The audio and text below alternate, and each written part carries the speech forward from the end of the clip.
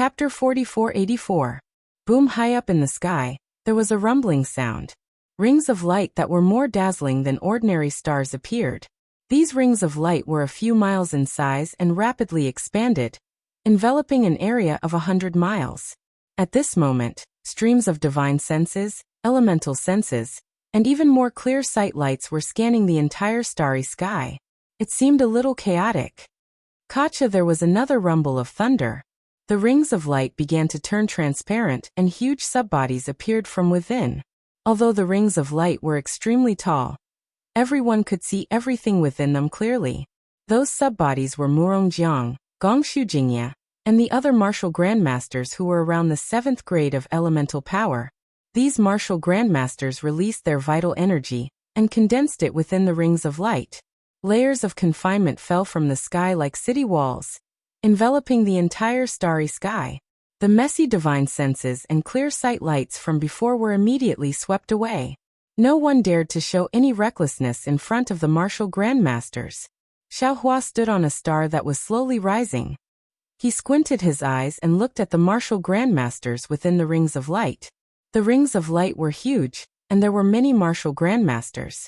Xiaohua scanned with his eyes and knew that there were close to 200 martial grandmasters. This meant that there were close to 200 martial grandmasters who came to Zhaixinglu to prepare to enter Xingyue Palace. Looking below the rings of light, other than the star that Xiaohua was sitting on, there were hundreds of other stars that were gradually rising. Every star was filled with flickering silhouettes. There seemed to be more than 10,000 people. When all the stars had fallen below the rings of light, boom! There was another rumbling sound. In the middle of the rings of light, a full moon appeared out of thin air. The moonlight was like water, and a woman with picturesque features and dressed in palace attire flew out like a fairy. This woman was not as beautiful as Princess Baihua, but under the moonlight and starry sky, she had a unique charm. Almost everyone's gaze landed on her face, and they remained silent for a long time. I am Nan Huaiyue. Greetings to all the seniors. The woman landed and bowed to the martial grandmasters within the rings of light. Under the orders of my palace lord, I am here to help all the martial grandmasters bury the hatchet. Very good. A proud voice sounded from within the halo. Xiaohua looked over and saw a man with a simple face and thick eyebrows. First, the various aristocratic families hosted the challenges. Although it was somewhat legal, I always felt that it was unfair. Ever since Zhaixinglu hosted the challenges, the situation has improved a lot. Today, this old man is very satisfied with the Starry Sky Arena. Please thank the palace lord on behalf of the Duanmu aristocratic family. Nan Huaiyue replied respectfully. I understand. I will definitely convey seniors' gratitude. Alright, we don't need to say any more. The disciples of the aristocratic families all know the rules of the challenge to bury the hatchet. Before entering the Star Moon Palace, it's good to let these little kids stretch their muscles and bones. Gongshu Jingye opened his mouth, his voice like thunder. Yes, this old man hasn't seen so many aristocratic families' disciples gather together to exchange pointers for many years. I wonder how many outstanding disciples have emerged after so many years. Today, I really want to broaden my horizons. A young man in luxurious clothes said with a smile on his face. Duanmu Lianheng raised his head and looked at the man in luxurious clothes opposite him. He said disdainfully, Brother Mengcheng, this is a challenge to bury the hatchet. It's not a ranking battle for your Meng clan. If you don't have any grudges, there's no need to step forward. Brother Meng's words will cause some unnecessary misunderstandings. If there are some disciples who are as competitive as Brother Meng and want to stand out in this challenge, it will affect our plans to enter the Star Moon Palace. Why? Brother Duanmu seems to want to settle the personal grudges between us here? The Meng clan's great grandmaster Mengcheng did not show any weakness. He smiled and said, although this challenge to bury the hatchet has yet to have a great grandmaster level battle, things in this world have always started from nothing. This Meng is willing to accompany Brother Duanmu to set this precedent. The words of an important figure had always been a necessity in some situations. None of the disciples present took the words of the Meng clan's great grandmaster seriously. The aristocratic families had many complicated relationships, so it was normal for them to casually tease each other. Unfortunately, Just as the few great grandmasters from the aristocratic families were smiling, Duanmu Lianheng nodded and said, "Good then." A saber light that was like an exploding galaxy flew across the sky brilliantly and surged violently toward Meng Cheng, who was opposite the full moon. Although the entire starry sky was a part of the fragmentary star cold moon great array, for the sake of the Confucian cultivators of the aristocratic family's challenge, there was no restriction or noble spirit in the starry sky. As the saber light swept past, lines of space cracks were formed, and the endless noble spirit pillar condensed into a phosphorescence that landed on the saber light. The roar completely covered the starry sky, and even the full moon was blown away. Damn it, Meng Qing naturally did not expect Duanmu Lianheng to attack as he pleased. The saber light was already in front of him in the blink of an eye. The cold saber chi treated the halo as nothing, and had already landed on Meng Cheng's subbody when Meng Cheng was caught off guard. Tens of thousands of fine lines split open on the subbody, and wisps of true chi flowed out from the fine lines. Meng Cheng did not doubt that if this saber hit him, his subbody would definitely be torn into pieces. Meng Cheng cursed in his heart and roared again, "Break!" Following this roar, Meng Cheng's subbody suddenly trembled, and a faint shadow flashed. The golden light turned into a fist that broke through the air and rushed toward the saber light that was like a river. The shadow had just appeared, but it was just a shadow. It only crossed a few dozen feet in the starry sky. The countless noble spirit pillar was even more vast than the saber light. The roar continuously crashed into the fist, and the armor inscriptions and tricolored clouds within the fist instantly condensed into a huge fist. The patterns on the fist were clear, and each pattern was a mountain. The tricolored clouds also covered the many mountains and rivers. At this time, the inscriptions on the armor also flowed on the surface of the fist, and a strand of human chi was produced like silk. The entire fist was filled with the unique noble spirit of the Meng family. It was like a mountain that blocked the murderous river of stars. Boom! The mountain-like fist collided with the water-like saber light. The water wrapped around the mountainside, and the mountain broke the water flow. In the space not far below Nanhuayue, the attacks of the two grandmasters finally collided. A huge roar sounded, and wisps of lightning actually flashed out. The noble spirit pillar turned into countless tiny vortexes, and crazily surged into the starry sky in all directions. Within the lightning, the entire starry sky was shaking. Thousands of explosions were produced everywhere, and the space was torn apart, forming a storm that rushed toward the full moon. Nanhuayue's expression changed greatly. Starlight flashed around her body, and she wanted to escape toward the full moon. However, the noble spirit pillar imprisoned her for dozens of miles around her. Nanhuayue's figure moved a few times, but she couldn't fly out. The wave-like force had already rushed below her. Not only was her palace dress disheveled, even the true energy protecting her body was scattered. At this critical moment, whoosh! The full moon not far from Nanhuayue suddenly bloomed with milky white moonlight. The moonlight was like milk spilling out. Wherever it flowed, all the forces were calmed. Not only did the danger around Nanhuayue disappear instantly, even the space that was torn apart by Duanmu Lianheng and Meng Cheng's attacks disappeared without a trace. When the moonlight filled the entire place, a tranquil and holy aura was slowly born in the nearby starry sky. The entire place was quiet, and there wasn't a trace of the mortal world. Everyone seemed to be intoxicated in the moonlight paradise. Senior Duanmu, Senior Meng. Nanhuayue suppressed her panic and said with a smile, "If the two of you want to participate in the challenge to bury the hatchet, it's naturally possible. However, you still need to report to me. Otherwise, wouldn't it be improper? Haha, we're all boorish people. We've truly disturbed the fairy." Meng Cheng was the first to speak, and he said with a smile, "This old man apologizes to the fairy in person."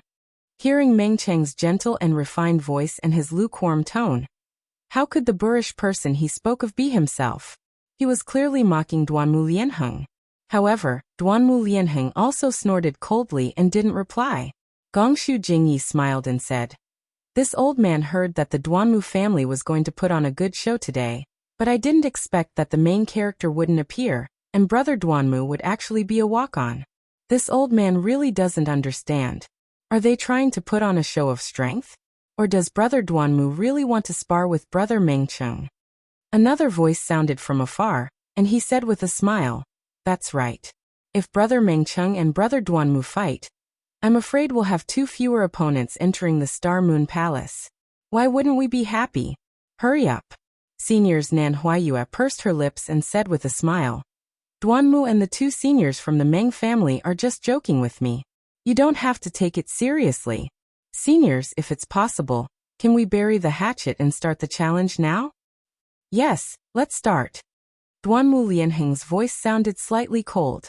Mengcheng also smiled and said, "Fairy Nan, please start. We'll listen to Zhai Xinglu's arrangements from now on." We don't dare. Nan Huaiyue said respectfully. This junior is only cooperating with the seniors. The real decision is in the hands of the seniors. After she finished speaking, Nan Huaiyue raised her hand and took out a round purple square cauldron from her palace dress. She said, "Seniors, please put the names of the fellow immortals who are participating in this challenge into this general dispatch cauldron. This junior will invite these fellow immortals out one by one according to the rules of the challenge." Swoosh, swoosh, swoosh. As Nan Huaiyue sent the general dispatch cauldron into the starry sky, the jade eyes in the hands of the various great grandmasters turned into shooting stars and fell into the cauldron. Every time a jade eye fell, the sound of a drum would be heard from the cauldron. After the jade eyes disappeared, the sonorous and powerful battle drum formation music also left a lingering sound in the starry sky. Fight, fight, fight. The battle drums had just stopped, but the sound of thousands of horses neighing could be heard again. All the disciples from the various great grandmasters felt their blood boil, and they couldn't help but roar with the battle drum music. Chapter 4485. Thump, thump, thump. Another slow and heavy beat of the drum resounded. Nan Huaiyue's voice was filled with gentleness and desolation as he said, "According to the rules of the challenge to bury the hatchet, the aristocratic family's ranking will be the first to step out." As he spoke, a thunderous drumming sound rang out. 2 extraordinarily handsome Pegasus phantoms flew out of the cauldron. Each of the Pegasus was carrying a square token. The flying horses landed in front of Nan Huaiyue. They snorted and flapped their wings. They looked exactly like divine steeds. Nan Huaiyue raised her hand and took the 2 tokens from the horse's back. The flying horses neighed and disappeared into the starry sky. Nan Huaiyue raised her left hand. Her eyes flashed and she smiled. "The first round is Duanmu Qing from the Duanmu family." As she spoke, she glanced at the other token and read, "Mo Jianli." "Mo Jianli? Who is Mo Jianli?"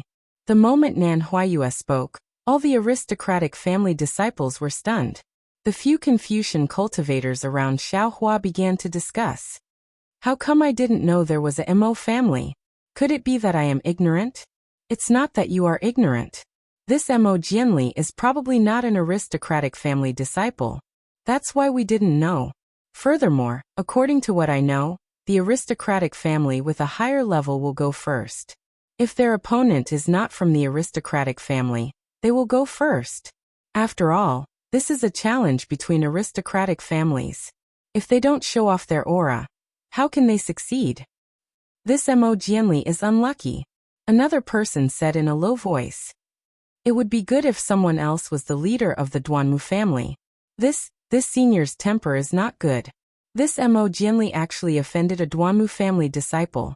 I'm afraid he won't be able to leave alive." "That's right. His anger was blocked by Great Grandmaster Meng just now. He has nowhere to vent it. If he has nowhere to vent it, he can't do it himself. This Duanmu Qing is only at the 4th level of essence energy. How powerful can his enemy, Mo Jianli, be? If he were to make a move, wouldn't he lose face first?" As everyone was discussing, 2 faint beams of light flew out from the full moon and landed on 2 stars. Duanmu Qing, who looked like an elegant young master, flew into the starry sky along with the moonlight. She held a folding fan in her hand and looked very elegant. Under the other light beam, Mo Jianli flew out, looking slightly sloppy. Mo Jianli looked old. In the past 200 years, he had experienced all the sufferings of the world. He had seen all the vicissitudes of the world. He did not care about clothes anymore.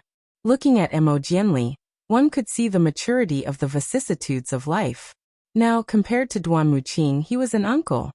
Boom! Before Mo Jianli could land in front of Duanmu Qing, The entire place was filled with laughter. That Mengqing even shouted, "The disciples of the Duanmu family are really not making any progress. A Zhongshe disciple actually can't get along with a literary master. If this was my Meng family, I would have killed him with a single slap." Haha! Amidst the roaring laughter, there was another wave of laughter. The Meng family's disciples all echoed. Inside the halo, Duanmu Lianheng's face was ashen. His two eyes stared at Duanmu Qing's back and anger rose in his heart. Duanmu Qing was from a side branch of the Duanmu family. Duanmu Lianheng originally did not care about it. However, Duanmu Qing mentioned that Xiaohua was a Dao cultivator that the Duanmu family wanted to kill. Furthermore, Duanmu Qing was also a disciple of the Duanmu family. Duanmu Lianheng casually allowed her to participate in the challenge to bury the hatchet.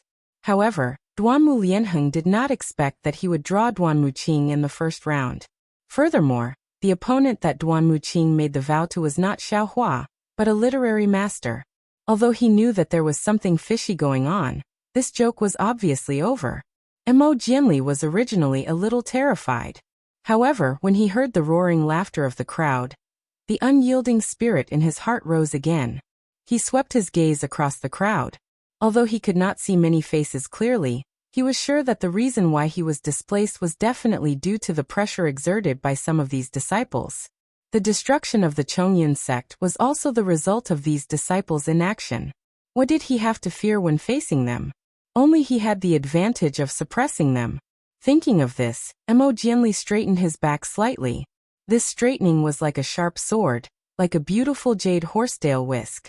The accumulation of over 200 years exploded at this moment. A glowing jade-like divine light shone from Mo Jianli's body. Seeing this, how could Xiaohua not know what was going on? He stopped moving and looked at Mo Jianli with interest. If the previous Mo Jianli was Wen Chu's disciple, he would naturally not be qualified. However, the current Mo Jianli was probably barely qualified. Mo Jianli Duanmu Qing saw Mo Jianli fly out, and kept the folding fan in her hand. She smiled and said, "You really came out? Where's Xiaohua? Did he stand you up?" "Since I made the vow with you, then I naturally came out. If you want to fight with Senior Xiao, then you can stand here and not leave." Mo Jianli did not have the previous uneasiness, and said to Duanmu Qing, who was at the 4th grade of elemental energy. Duanmu Qing's face was filled with awkwardness. She did not dare to reply casually. She looked around and did not see Xiaohua's shadow. She said, "If Xiaohua does not dare to come out, you are also not my opponent.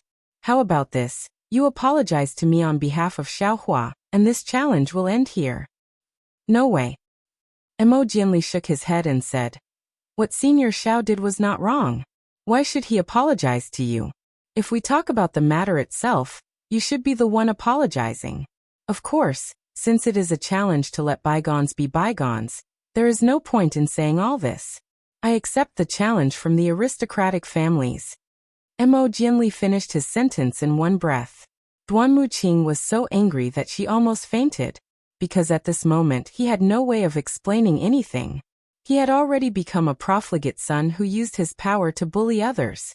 "All right," Duanmu Qing nodded and said, "Since that is the case, I will fulfill your wish. If Xiaohua does not come, I will fight with you." "What if Senior Xiao comes?" Mo Jianli said sarcastically. "Are you going to be a coward?" Mo Jianli. Duanmu Qing was completely enraged. She roared angrily. "This is a challenge to let bygones be bygones. Don't show off your filthy words. Are you going to fight, or not?" "I don't care." Mo Jianli was not angry at all. He only shrugged and said, "The key is to see if Duanmu eldest young master.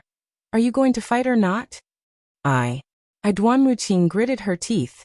In the end she still shouted, "If it is you, I will fight." Without waiting for Duanmu Qing to finish speaking, a thunderous sound came from afar. Duanmu Lianheng was already impatient and ordered. Duanmu Qing's body shook. She could only nod and said, "That's right, fight." When the word fight came out, Duanmu Qing suddenly felt a chill down her spine. She realized that she had been tricked. Needless to say, this must be Xiaohua's plan. Under the eyes of thousands of people, he forced her to fight. Duanmu Qing did not know how strong Xiaohua was. Just based on Xiaohua's cultivation, Duan Muqing was not afraid. However, the problem was that even Gong Shu Exian had to call Xiaohua senior. How would he dare to fight Xiaohua?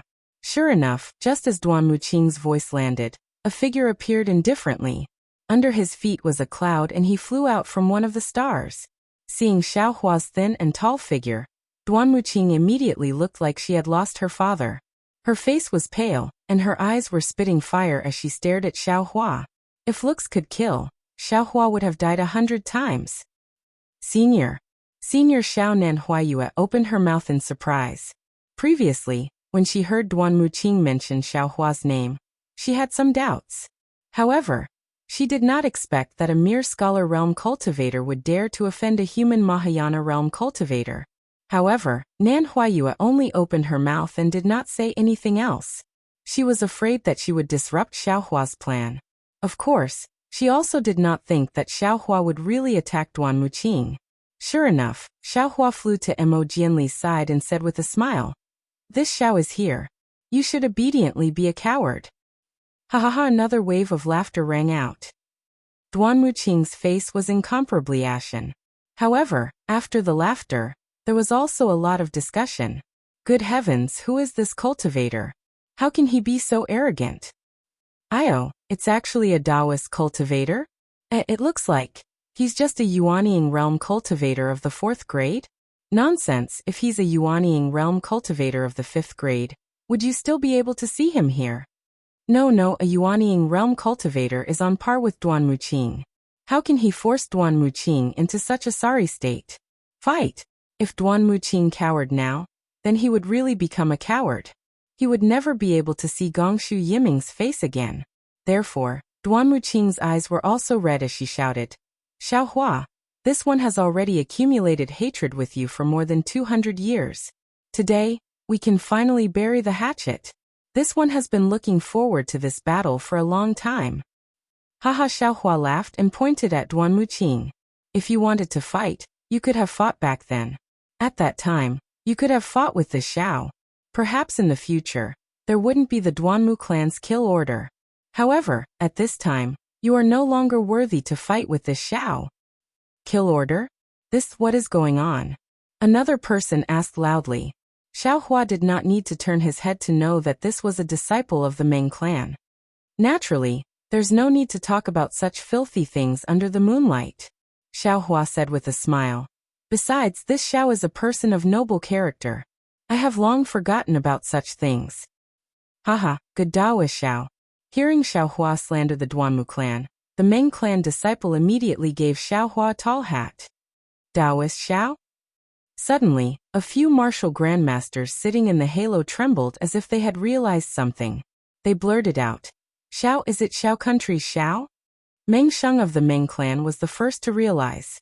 He shouted, "Xiaohua, don't be afraid. My Meng clan will stand up for you in this battle." What kill order? To actually issue a kill order to Taoist Xiao, whose name shook the entire hidden immortal continent. You don't even have the most basic conscience. What qualifications do you have to sit here and call yourself a Confucian clan? Chapter 4486. Damn it. Duanmu Lianheng cursed a few times. He really did not think so much. Moreover, the kill order was something that happened before the Godfiend blood pool. It had nothing to do with the Xiao Empire later. Thank you for your high opinion of me. Xiaohua smiled and raised his hand to signal to the surroundings. I don't need your help to deal with the Duanmu family. If I need your help in the future, I will definitely ask. Duanmu Lianheng could no longer endure and laughed coldly. I want to see how a Taoist cultivator will deal with my Duanmu family. Duan Muqing fight. Yes, the boy knows.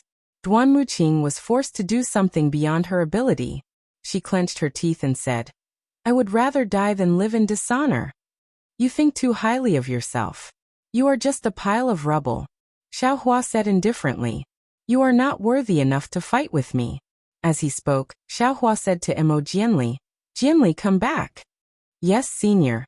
Seeing Xiaohua standing there, looking down on the disciples of the aristocratic families as if they were nothing, Mo Jianli was convinced and flew back to Xiaohua's side. Duan Muqing snorted coldly. If I don't try, who knows if you are talking nonsense? As she spoke, the tricolored qi around Duan Muqing's body surged. Streams of awe-inspiring qi flew out from the void and collided with his body. A kind of desolation that felt like the wind was blowing and the water was freezing was slowly born. Xiaohua smiled faintly. With a wave of his left hand, the Kunlun mirror appeared.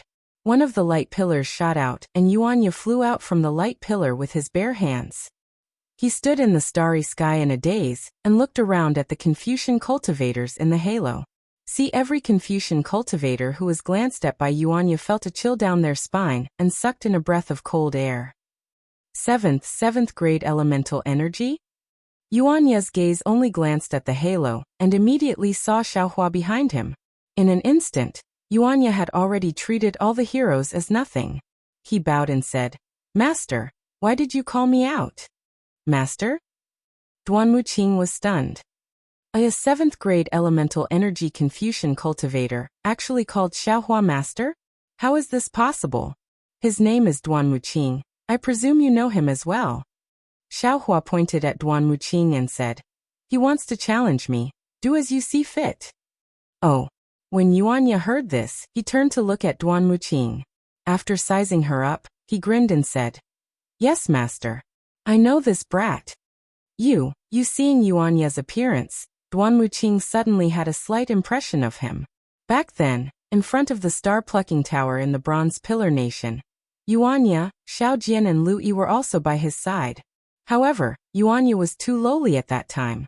How could Duan Muqing remember him? If Xiaohua hadn't mentioned it, he definitely wouldn't have remembered it. That's right, that's me.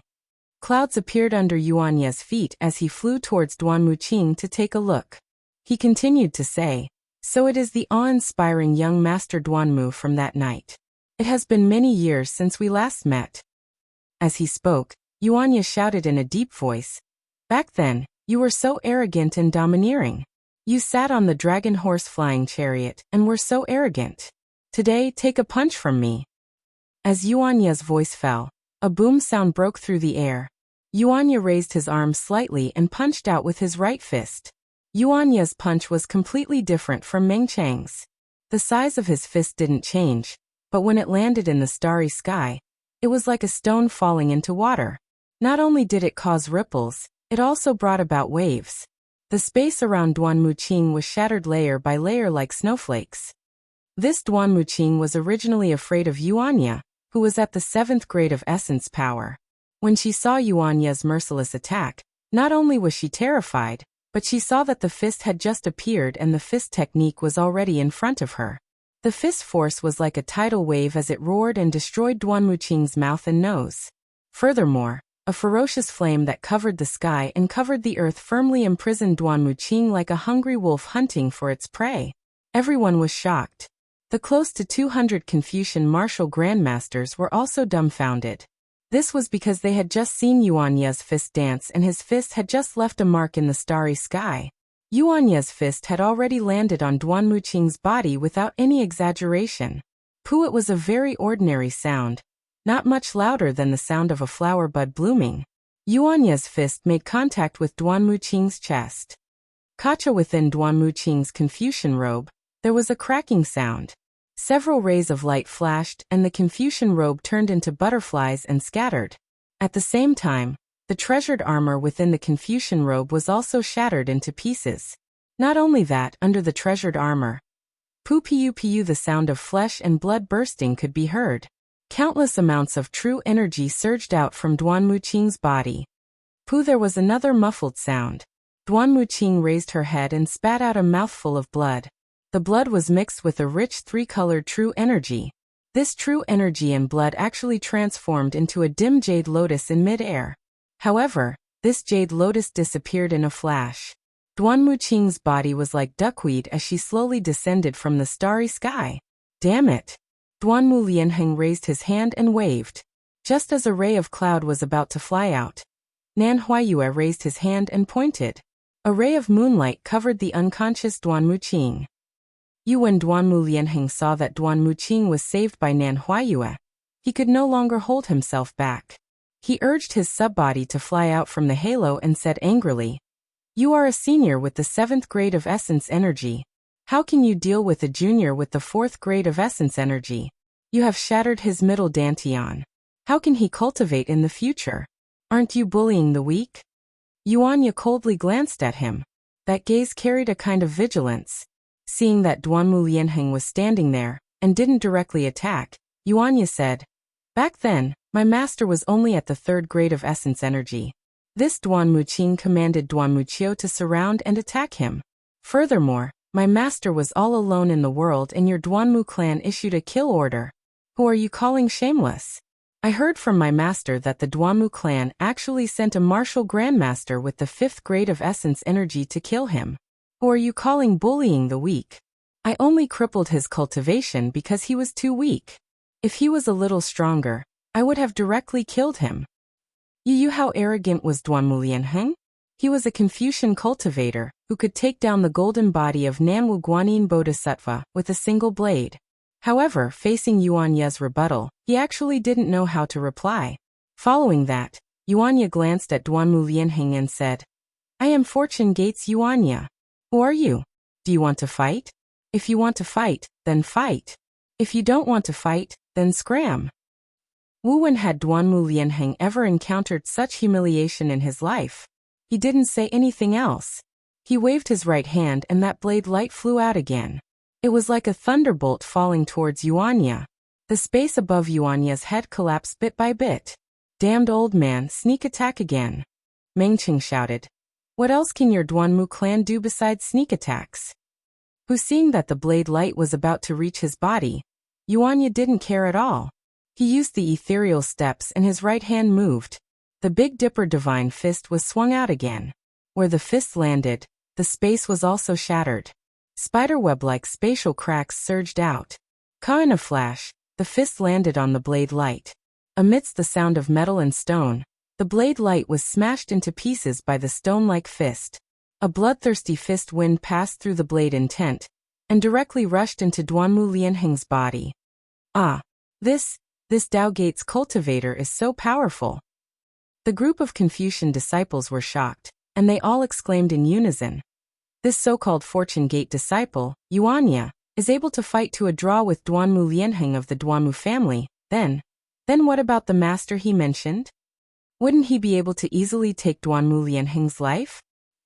Not only were the Confucian disciples shocked, even Duanmu Lianheng was shocked once again. This fist wind was filled with blood. If a cultivator hadn't heard of the blood massacre, they definitely wouldn't have such a fist wind.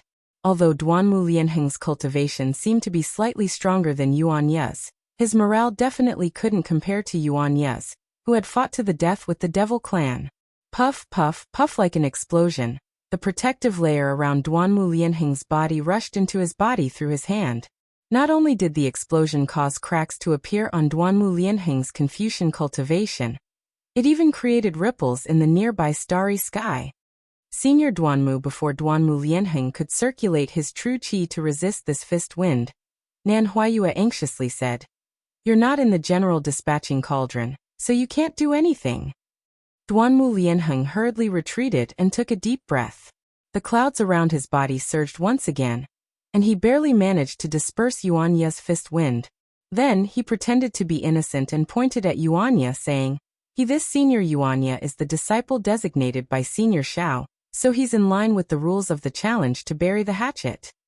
Nan Huayue said, "You didn't receive Duanmu Qing's order, so if you want to do anything, you can put in the command talisman again."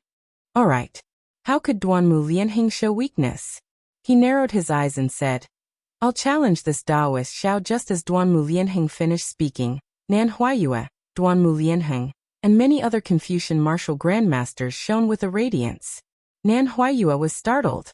She raised her hand and picked up a jade pendant. Her clear gaze fell upon it, and a surprised expression appeared on her face. After a moment she said, "Seniors, the Tower Lord has sent a message that the Xianhuang Command Talisman is going to update the Xianhuang Proclamation.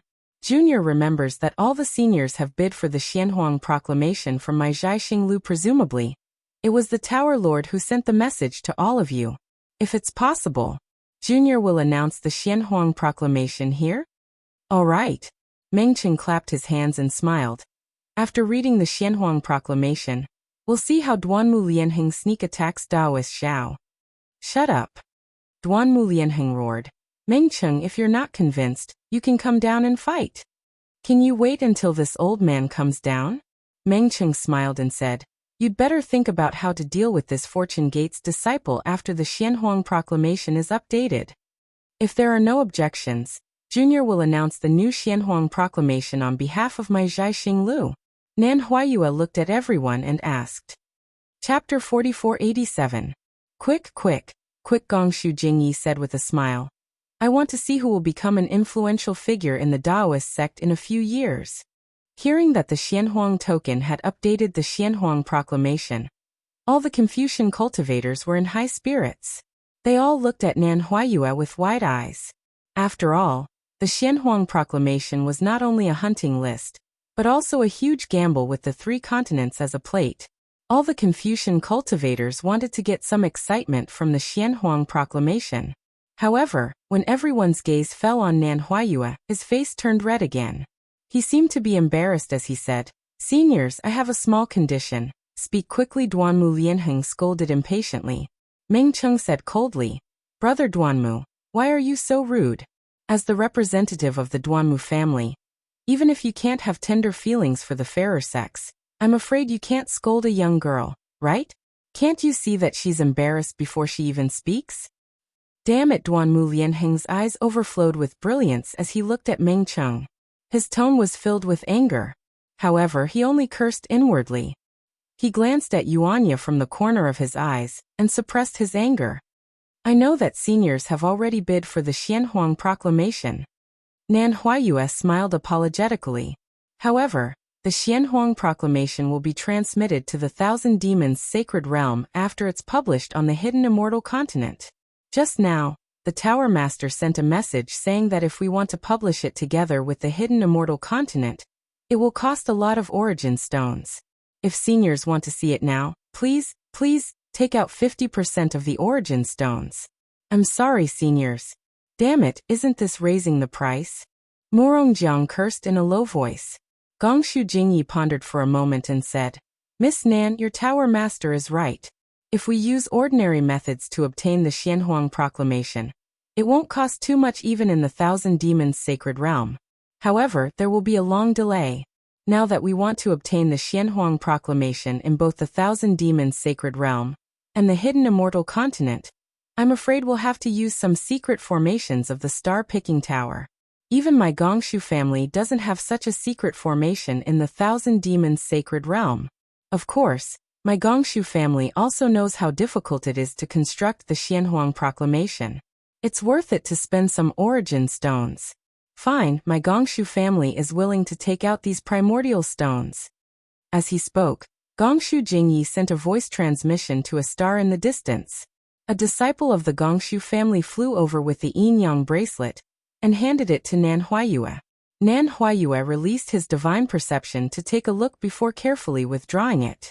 He bowed and said, Many thanks to Senior Gongshu. You are the one who empathizes with Zhai Xinglu's hard work since the Gongshu aristocratic family had taken the lead. The other aristocratic families didn't have much to say. In just a moment, the aristocratic families also replenished their primeval stones. After Nan Huayue sent all of the origin stones into the full moon above his head, he heard a series of rumbling sounds from the starry sky. A fist-sized vortex appeared amidst the rumbling sounds. Several dark green threads of lightning flickered within the vortex, and a kind of powerful void energy surged out from the vortex and instantly covered the entire space. Teleportation channel? Xiaohua glanced over and couldn't help but frown. This was because the dark green threads of lightning were very similar to the 3 corpses in lightning. The void energy within the vortex even revealed the aura of a teleportation channel. Boom, boom, boom. After the whirlpool was formed, the sound of thunder slowed down. However, with every rumble, the whirlpool would increase in size. In less than half a cup of tea's time, the space above the full moon was enveloped by the whirlpool. At this time, the vortexes overlapped and became heavier, like rotating stars. An incomparably vast aura came from the vortexes. And between the vortexes, The strands of lightning that were like hair before were now like horned dragons. These lightning bolts were connected to different vortexes, and as they flickered, they seemed to have the power to destroy the world. Other great masters might not have felt anything, but Gongshu Jingye's eyes flashed with silver moon pupils, and his face showed astonishment. The Gongshu family had always been famous for their arrays, and Gongshu Jingyi was also an array master. However, he had never seen the Gongshu family build such a huge defensive array. Moreover, in his silver moon pupils, he didn't see any trace of a defensive array at all. He didn't even see the Dharma power of an ordinary Taoist array. No wonder Zhaixing Lu is so powerful, Gongshu Jingyi thought to himself in surprise. Just from this inexplicable array, I can see how extraordinary Zhaixing Lu is from one side. Not to mention my Gongshu family, even the 4 great families might not be able to build such an array in the Thousand Demons sacred realm, to directly receive the news of the Xianhuang token updating the Xianhuang list, right? Gongshu Jingyi was surprised, and so were the other great masters of Confucian cultivation. The disciples of Confucian cultivation who were on many stars were already drunk. Previously, everyone thought Zhaixing Lu was taking advantage of the situation and wanted to collect more vitality stones. However, when they saw such a huge array for the purpose of sending messages, none of them felt that the vitality stones they had spent before were in vain. Boom, boom, boom. Just as everyone was waiting, the vortexes of different sizes roared again. Bolts of 5 chi righteous thunder and lightning bolts of 5 chi righteous thunder and lightning bolts fell. Inscription chains scattered after the lightning bolts, striking the starry sky like a heavenly punishment. Under the lightning bolts and inscription chains, thousands of immortal palace wheels rushed over like thousands of galloping horses. The space under the vortexes was swept clean, leaving only the awe-inspiring chi. Then waves of green water rushed in. The green water carried the immortal palace's string music. Under the cover of the water, immortal beasts and birds, as well as immortal palace pavilions and beautiful immortal palace buildings, appeared. Many disciples of Confucian cultivation families were mesmerized. Roar. Just as everyone was mesmerized, a dragon's roar sounded. The tens of thousands of palaces shattered, and thousands of hectares of greenery collapsed. A huge black dragon flew out of the debris. When the black dragon rushed high into the sky, roar. Another tiger's roar sounded, and an earthy yellow tiger roared out. The dragon soared and the tiger leaped. Kacha, the 5 chi righteous thunder struck out of nowhere, and the black dragon turned into a black list. The list was faintly surrounded by dragon shapes. The yellow tiger naturally turned into a yellow list, and there was a tiger shape at the bottom of the list. Great! Dozens of disciples of Confucian cultivation families on the stars couldn't help but cheer. This awe-inspiring chi was the immortal palace's chi righteous chi. Boom, boom. Before the disciples could cheer, 2 more thunderbolts struck the top of the 2 lists. Under the thunderbolts, not only did the 4 ancient inscriptions of Profound List and Yellow List appear on the 2 lists, but a solemn, dignified, and mighty aura gushed out from the 4 characters and filled the entire space. Xiaohua looked at the appearance of the Profound Yellow List and couldn't help but snort coldly. He inwardly criticized.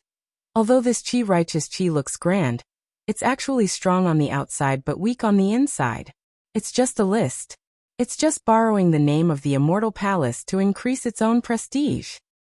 Swoosh, the Profound Yellow List was revealed, and thousands of clouds gushed out from the void.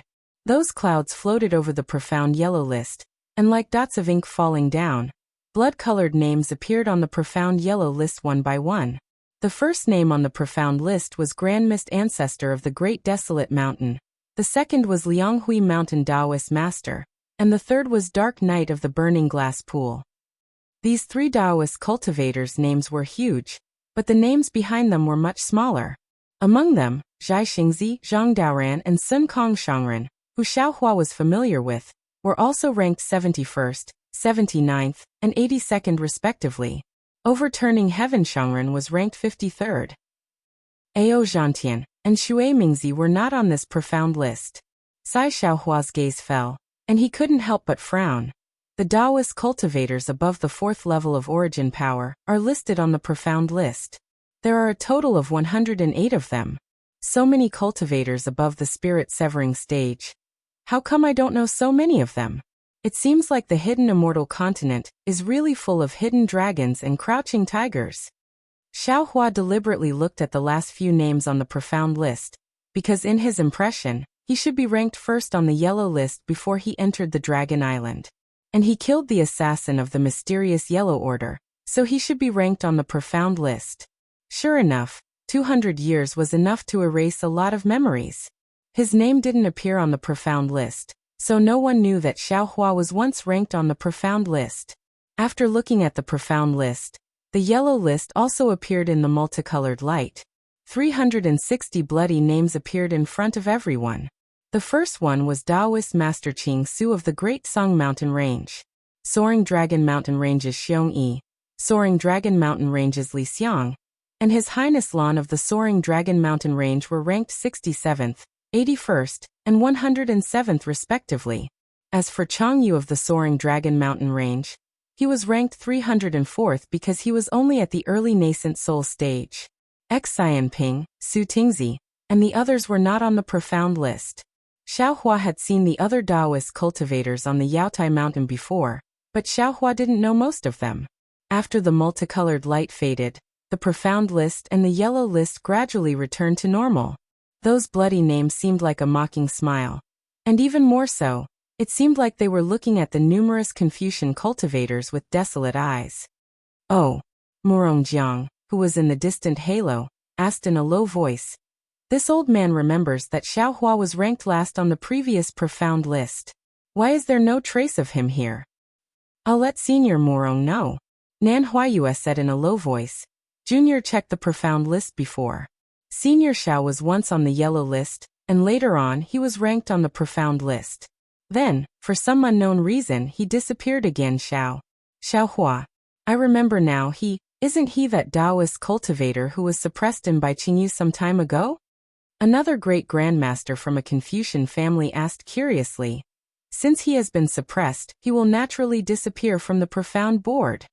That Confucian martial grandmaster naturally said what the majority of the Confucian cultivators were thinking. The entire halo once again returned to normal. Everyone seemed to be pondering why Xiao Hua suddenly left by Qingyu, and also seemed to be waiting for the profound list to be updated. Chapter 4488. Rumble thunderous sounds were heard again from the huge whirlpool that enveloped the space. Then, the chains of Ming Lu swayed wantonly in the whirlpool like a horned dragon.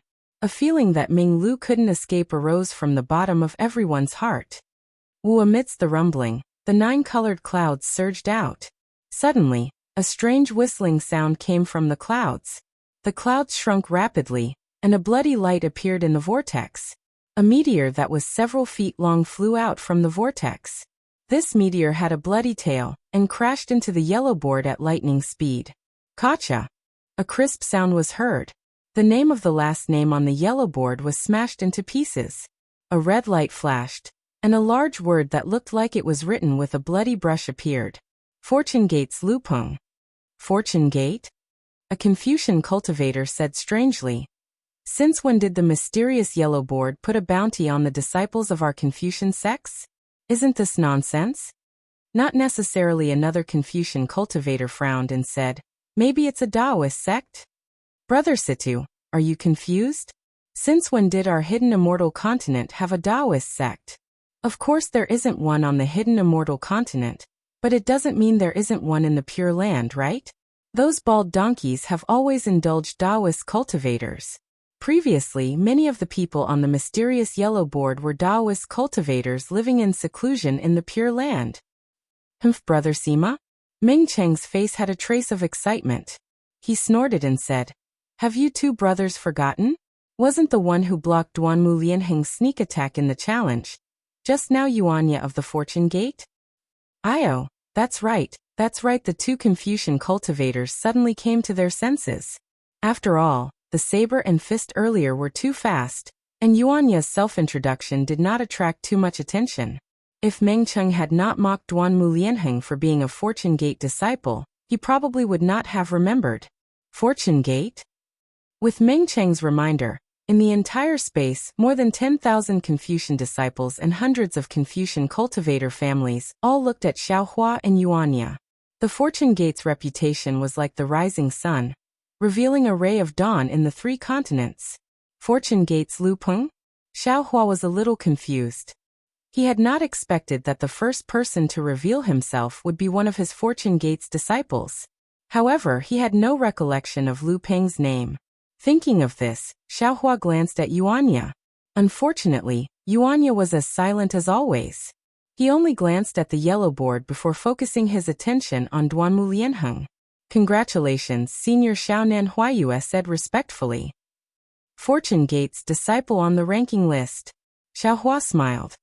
He looked at the profound yellow bulletin and the surrounding scholarly cultivator clans and said, "This is the hunting bulletin. What's there to be happy about?" Xiao Hua's voice had yet to land, and Nan Huayue had yet to open his mouth. There was another strange whistling sound, and another blood-red meteor flew out from the vortex. It smashed through the rosy clouds, dodged the Ming-Lu chains, and crashed into the yellow board.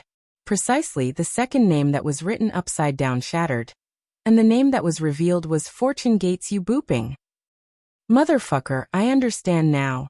Xiao Hua suddenly thought of something, and the corners of his mouth curved into a smile. These 2 Yu Booping and Lu Peng, aren't they Yu Zhongquan's Yu clan and Lu Yi's Lu clan's disciples? I'm afraid they have already arrived at the Soaring Dragon Mountain range, and even attracted the attention of the Immortal Palace. That's why the profound yellow bulletin changed. Seeing this, Meng Qing asked curiously, "What's going on? Why are there 2 Fortune Gate's disciples in succession? This profound yellow bulletin. Is there something wrong with it?" Then he turned to Nan Huayue and asked, "Miss Nan, your star-picking tower's defensive formation is fine, right?" Nan Huayue said proudly, "Senior Meng, please rest assured. Even if there is something wrong with the profound yellow bulletin, my star-picking tower's defensive formation is absolutely fine." Woo before Nan Huayue's voice fell. Another violent gust of wind came from the whirlpool. This gust of wind was so sharp that not only did it suppress Nan Huayue's voice, but it also filled the entire space. Then, dozens of blood-red meteors flew out one after another, crazily slamming into the profound yellow bulletin. The entire profound yellow bulletin was distorted, and even Huang Hu, who was below the profound yellow bulletin, let out a mournful wail. Kacha. Kacha bursts of cracks appeared on the profound yellow bulletin like beans being fried. One by one, the blood-red names were shattered, and brand new names appeared on the profound yellow bulletin. Although these names were different, they all had the words Fortune Gate in front of their heads. Woo! Everyone was shocked, and a burst of screams that were crazier than the howling of the wind rang out. It actually suppressed the sound of the meteors crashing into the profound yellow bulletin. How is this possible? How is this possible? How is this possible? A Dao cultivation sect actually has so many disciples on the profound yellow bulletin?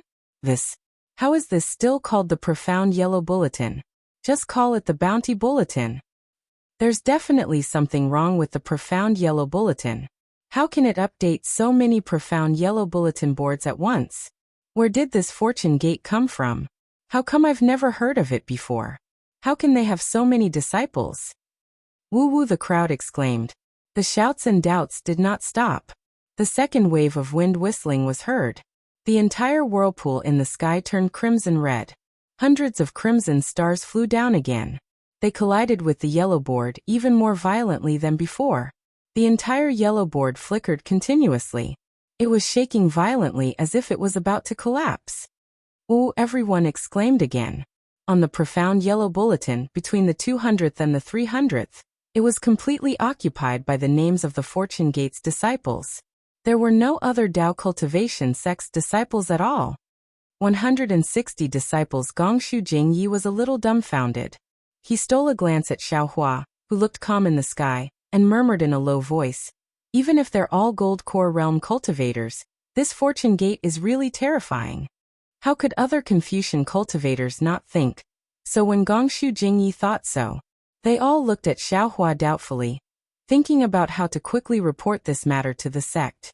Unfortunately, their imagination was still too shallow.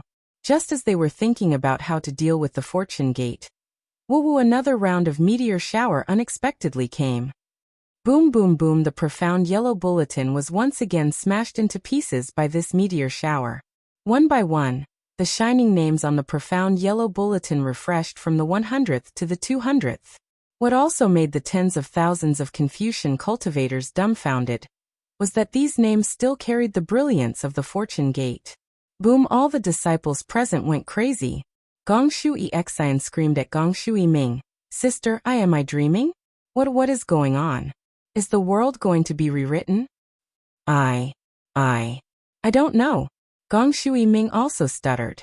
Now she was also confused, looking at the shining stars on the profound yellow bulletin, and then looking at the tall and thin figure under the moonlight, and then thinking about what Xiaohua said to her before. She had already lost her mind. Damn it. Murong Songyun's beautiful face also lost its color. At this time, how could she not know what was going on? Not only did she regret that she thought herself clever, but she also regretted that she didn't catch this little cultivator with infinite potential. 260 disciples. Murong Zhang's face was ashen and he whispered, "Even if they are all Golden Core disciples, it is definitely the biggest sect in the last 100,000 years." Unfortunately, Murong Zhang's heart was very clear that he was just deceiving himself. If it were only Golden Core disciples, the Profound Yellow Order wouldn't have sent them to the Profound Yellow Bulletin. Among the 260 disciples of the Fortune Gate, at least half of them were nascent soul disciples. In other words, the Fortune Gate had a total of 130 nascent soul disciples. This was absolutely beyond Murong Zhang's imagination. However, there was only more astonishment but no more astonishment. Today was destined to shock the Profound Yellow Order, the Immortal Palace, the entire hidden immortal continent, and all the scholarly families. Woo, nearly 100 red meteors flew out. This time, although the number of Fortune Gate's disciples was less than 100, these 100 people once again disrupted the top 100 rankings of the Yellow Bulletin. The Great Song Mountain's Taoist master Qing Su, who was originally the first on the Yellow Bulletin, was suddenly pushed down to the 90th place. Li Xiang, Xiong Yi, and Prince Lan, who were previously on the Soaring Dragon Mountain range, were now on the Fortune Gate. Chang Yu's name disappeared, and the other 100 or so names of the other Taoist disciples were also smashed into powder. Xiong Yi, Prince Lan, and Li Xiang were now in the top 3 of the Yellow Bulletin. Oh, that's good. An unknown scholarly cultivator slightly breathed a sigh of relief and said, "This old man remembers that Xiong Yi's cultivation is only at the mid-nascent soul stage. Although some of these Fortune Gate's disciples are already at the nascent soul stage, they have just stepped into the nascent soul stage. Even if they are only at the early nascent soul stage, there are 300 nascent soul disciples. Isn't this too terrifying?" Another scholarly cultivator said. Meng Cheng's face revealed an indescribable expression as he coldly said, "Two brothers, this old man doesn't know what cultivation Xiong Yi is at, but this old man knows that the Taoist master Qing Su is already at the late nascent soul stage. He only needs a little bit of luck to step into the leaving aperture stage of the 5th level of origin force. How can he be ranked at the 90th place?" So Murong Jiang said in a deep voice, "Are the 80 Fortune Gate's disciples in front of Taoist master Qing Su all at the late nascent soul stage?" Murong Jiang's gaze swept over Xiaohua. He knew that if he directly asked Xiaohua, he would naturally know the answer. Unfortunately, he had already seen Xiaohua's gradually revealing ferocity. Not to mention him. Even if all the scholarly cultivators present stood up and asked Xiaohua a question, who would dare to say a word? This old man knows. Gong Shu Jingye said, because Xiong Yi, Li Xiang, and Prince Lan are the Fortune Gate's commanders, they are ranked at the very front. How much does the Fortune Gate occupy on the Yellow Bulletin? Duanmu Lianheng asked in a daze. Chapter 4489. Brother Duanmu, can't you see for yourself? Mengqing asked indifferently. It's easy to recognize. The entire Yellow Board is filled with Fortune Gate disciples. Other than the 9 Grand Mist Ancestors subordinates, the other 351 names are all Fortune Gate disciples. Is there any meaning to this Yellow Board? Gong Shu Jingye looked at Xiaohua's back with a complicated gaze. He was a little absent-minded.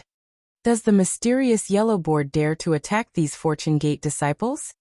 After saying that, Gong Jingye closed his mouth. The crazed atmosphere disappeared. Everyone held their breaths as they looked at the profound board. The vortex in the sky was spinning more and more violently. The inside of the vortex was like a lightning pool, with thousands of lightning bolts wreaking havoc, and thousands of chains dancing in the air. It's coming, an excited female disciple screamed, pointing at one of the outer vortexes. Sure enough, there was a black star that was much bigger than before. This black star was in the shape of a dragon, and the starlight trailing behind it was like a dragon's tail. Boom! After the black light passed, one of the inscription chains was destroyed, and the last name on the profound board was shattered.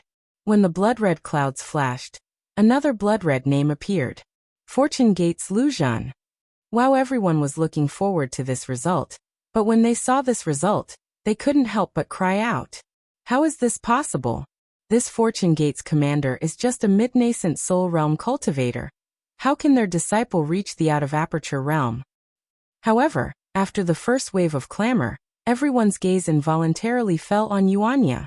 Yuanya claimed to be a Fortune Gate disciple, and his strength was obviously not inferior to a peak 7th grade Origin Energy Martial Grandmaster. Since Yuanya was in front, this Lujan being ranked last on the profound board was nothing, right? After everyone looked at Yuanya, everyone, including the scholarly cultivator family's martial grandmasters, looked at Xiaohua. A common question arose in their hearts.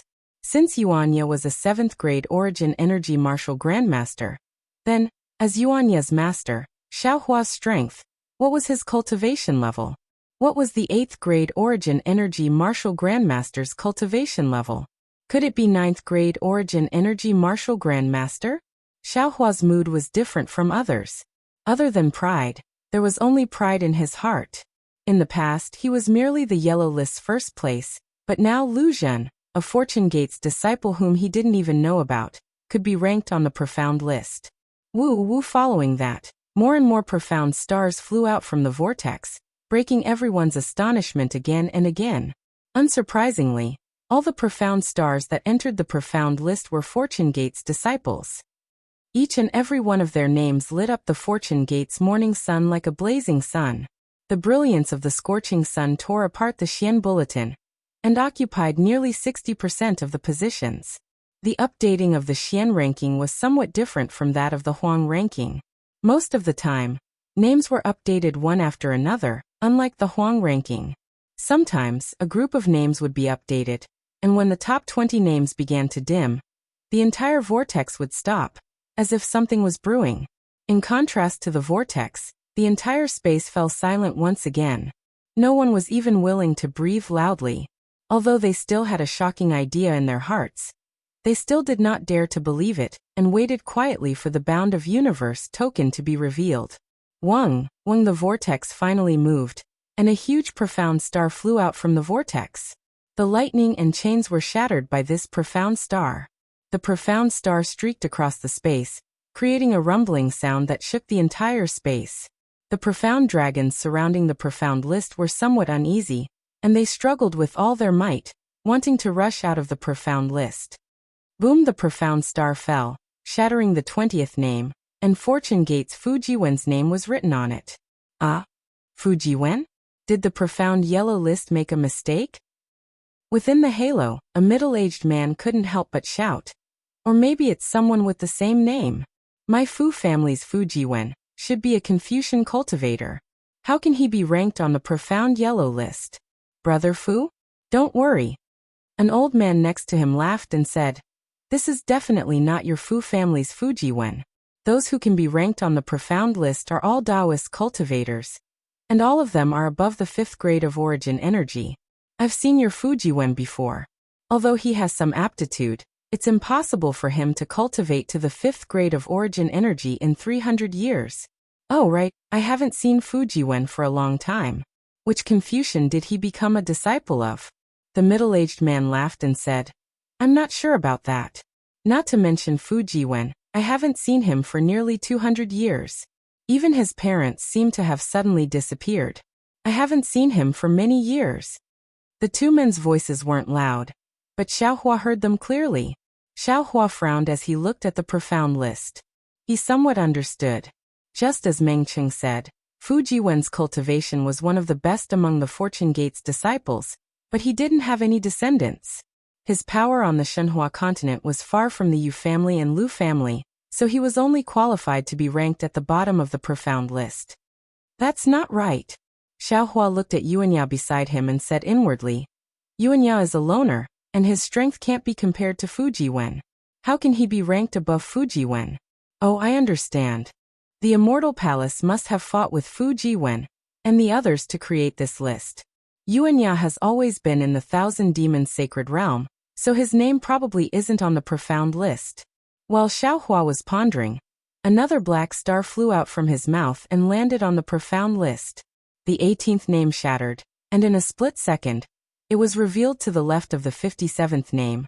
And that 57th name was not a Fortune Gate disciple.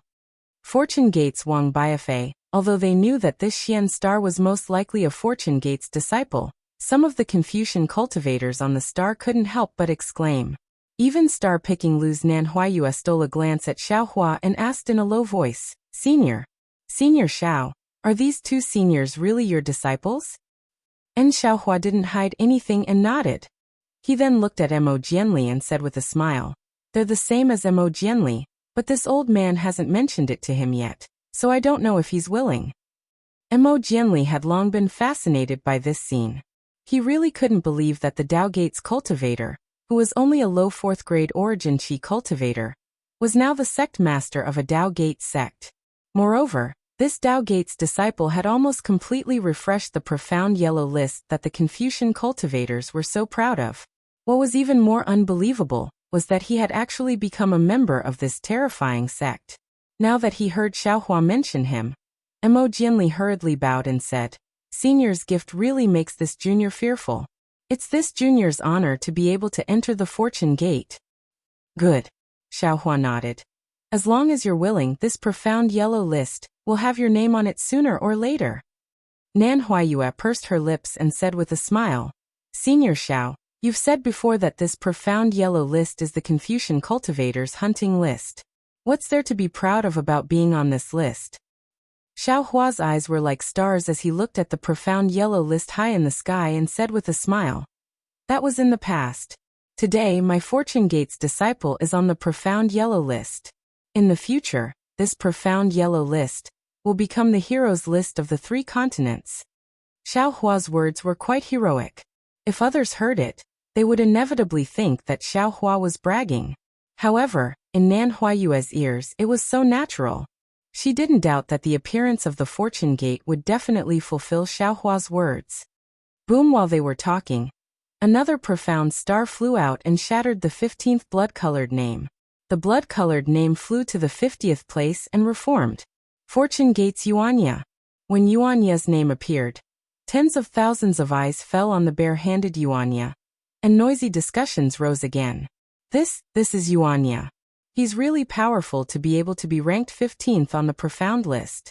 The strength of the Dao Gate's cultivators on this year's profound list is too abnormal. Peak 7th grade origin force is actually only ranked 15th. I remember that 400 years ago, the first place on the profound list was only at 6th grade origin force. The powerful one is the Fortune Gate. Another voice said, within the profound list's top 20, there are already 3 Fortune Gate's disciples. I wonder how many of their disciples will be able to enter the profound list. Looking at Yuanyo again, although he was the center of attention, these gazes were nothing in his eyes. He simply didn't care about what others saw and only paid attention to Duanmu Lianheng in the distance. He didn't even glance at his own name appearing on the profound list. As for Duanmu Lianheng, he felt bitter in his mouth.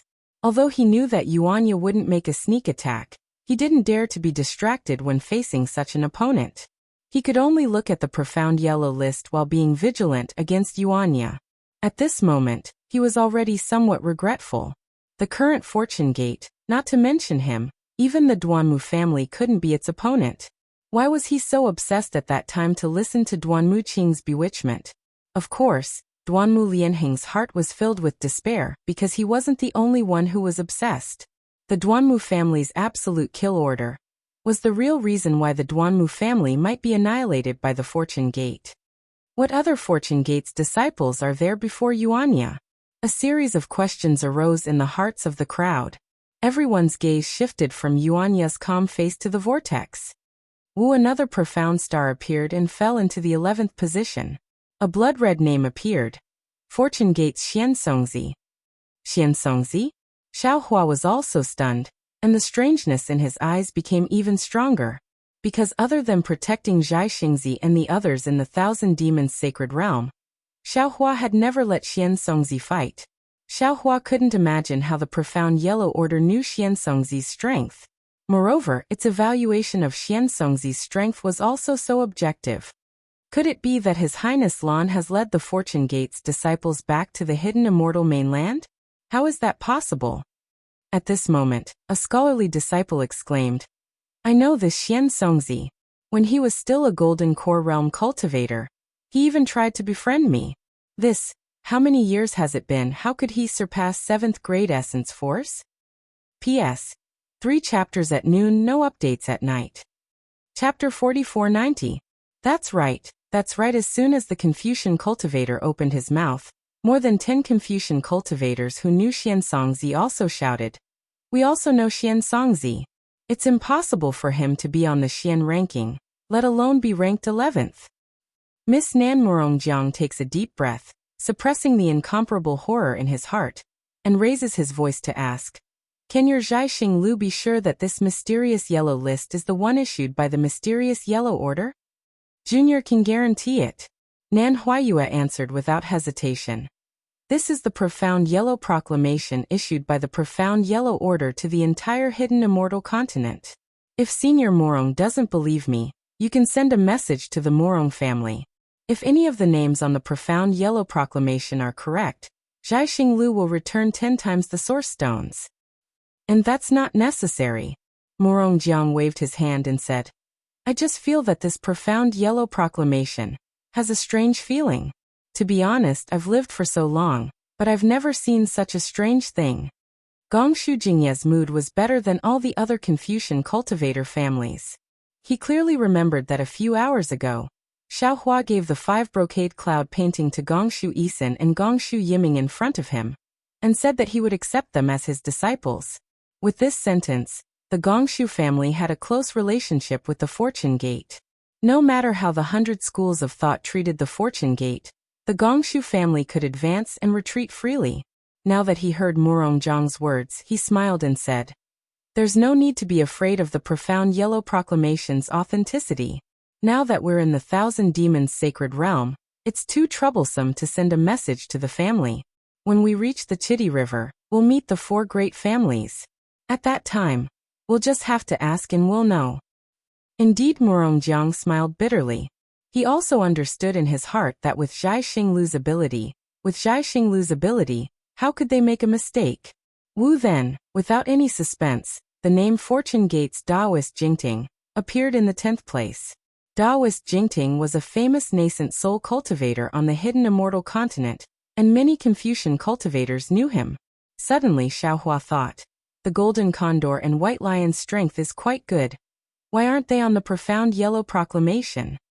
Wu. At this time, another profound star appeared on the Profound Proclamation, Chang Yuan. She was ranked 8th. Chang Yuan? How could this be? This is my Chang family's. Chang Yuan? A slightly hoarse voice sounded. Everyone looked inside the halo. An old man with white hair and beard couldn't believe his eyes. He stared at the Xian board and exclaimed, I remember more than 200 years ago, she seemed to have become a disciple of a Confucian cultivator naturally. No one would believe the old man's words because the old man was just a borderline master. If he wasn't the leader of an aristocratic family, he definitely wouldn't have the qualifications to sit together with Murong Jiang and the other great grandmasters. Some of the Confucian cultivators who knew the Chang family snorted at the old man's words. How could a 7th grade Confucian family have a Taoist disciple who was ranked in the top 10 of the profound ranking? Seeing that the people around him didn't believe him, the old man didn't dare to say anything more. He only looked in the other direction, and saw that the Fu clan's disciple also had doubts in his eyes. He stared at the Xian ranking and waited. Wu, another Xian star, followed closely behind, and with a boom, It shattered the seventh name. And then the name Fortune Gates Yuzhongquan appeared in front of everyone's eyes. Not bad, not bad. This must be my Chong family's Chong Yuan. The previously doubtful Chong family's old man shouted excitedly. Back then, Chong Yuan and Yu Zhongquan were engaged. If there were people with the same name in this world, there could be one Chong Yuan, but it's impossible for both of them to have the same name. That's right. The Fu clan's Confucian cultivator also shouted. I also think it's impossible. That Fujiwen must be my Fu clan's Fujiwen. Although the profound yellow board was a hunting list, in their eyes it was also a kind of glory. Fu clan, Chong clan, and the Yu clan who had yet to come to the Thousand Demons sacred realm. When could they be so conspicuous in front of other aristocratic families? Although the Fu clan and Chong clan knew that only Xiaohua knew the truth, who would dare to ask him? The two Confucian cultivators spoke so loudly. Their intention to beat around the bush was self-evident. Xiaohua didn't care about the two aristocratic families. In the past, Yu Zhongquan, Chong Yuan, and Fujiwen weren't valued much in his family. Since they had entered the fortune gate, they had already separated from his family. Xiaohua looked at the profound board and nodded inwardly. This profound yellow board is quite interesting. It actually detected that Yu Zhongquan and Chong Yuan are husband and wife in such a short time. Among the hundreds of thousands of Fortune Gate disciples, there are indeed many of their descendants. Even 30% of the people on the profound board are their disciples. It makes sense for them to be ranked before Fujiwen and Yuanya. Moreover, from the looks of it, among the disciples I arranged, other than Lu Yi and Jiang Hong, most of them have also appeared. There are also some disciples who are stronger than them, either Confucian cultivators or Buddhist cultivators. They usually don't make a move, so the profound yellow board probably didn't detect them in a hurry. Wu two more profound starboard names appeared, falling to the 4th and 5th place. Above them were Fortune Gates Lu Yi and Fortune Gates Jiang Hong. Boom! The crowd of Confucian cultivators went crazy again. The Fortune Gates disciples had almost completely dominated the profound board. On the profound board, 60% of the 160 positions were also occupied by the Fortune Gates disciples. Only 10% belonged to the Grandmist Ancestors' forces, and the remaining 30% were Dao Gates secluded cultivators. As for the top 20 positions, other than the top 3, the Fortune Gates disciples occupied more than half of the 17 positions.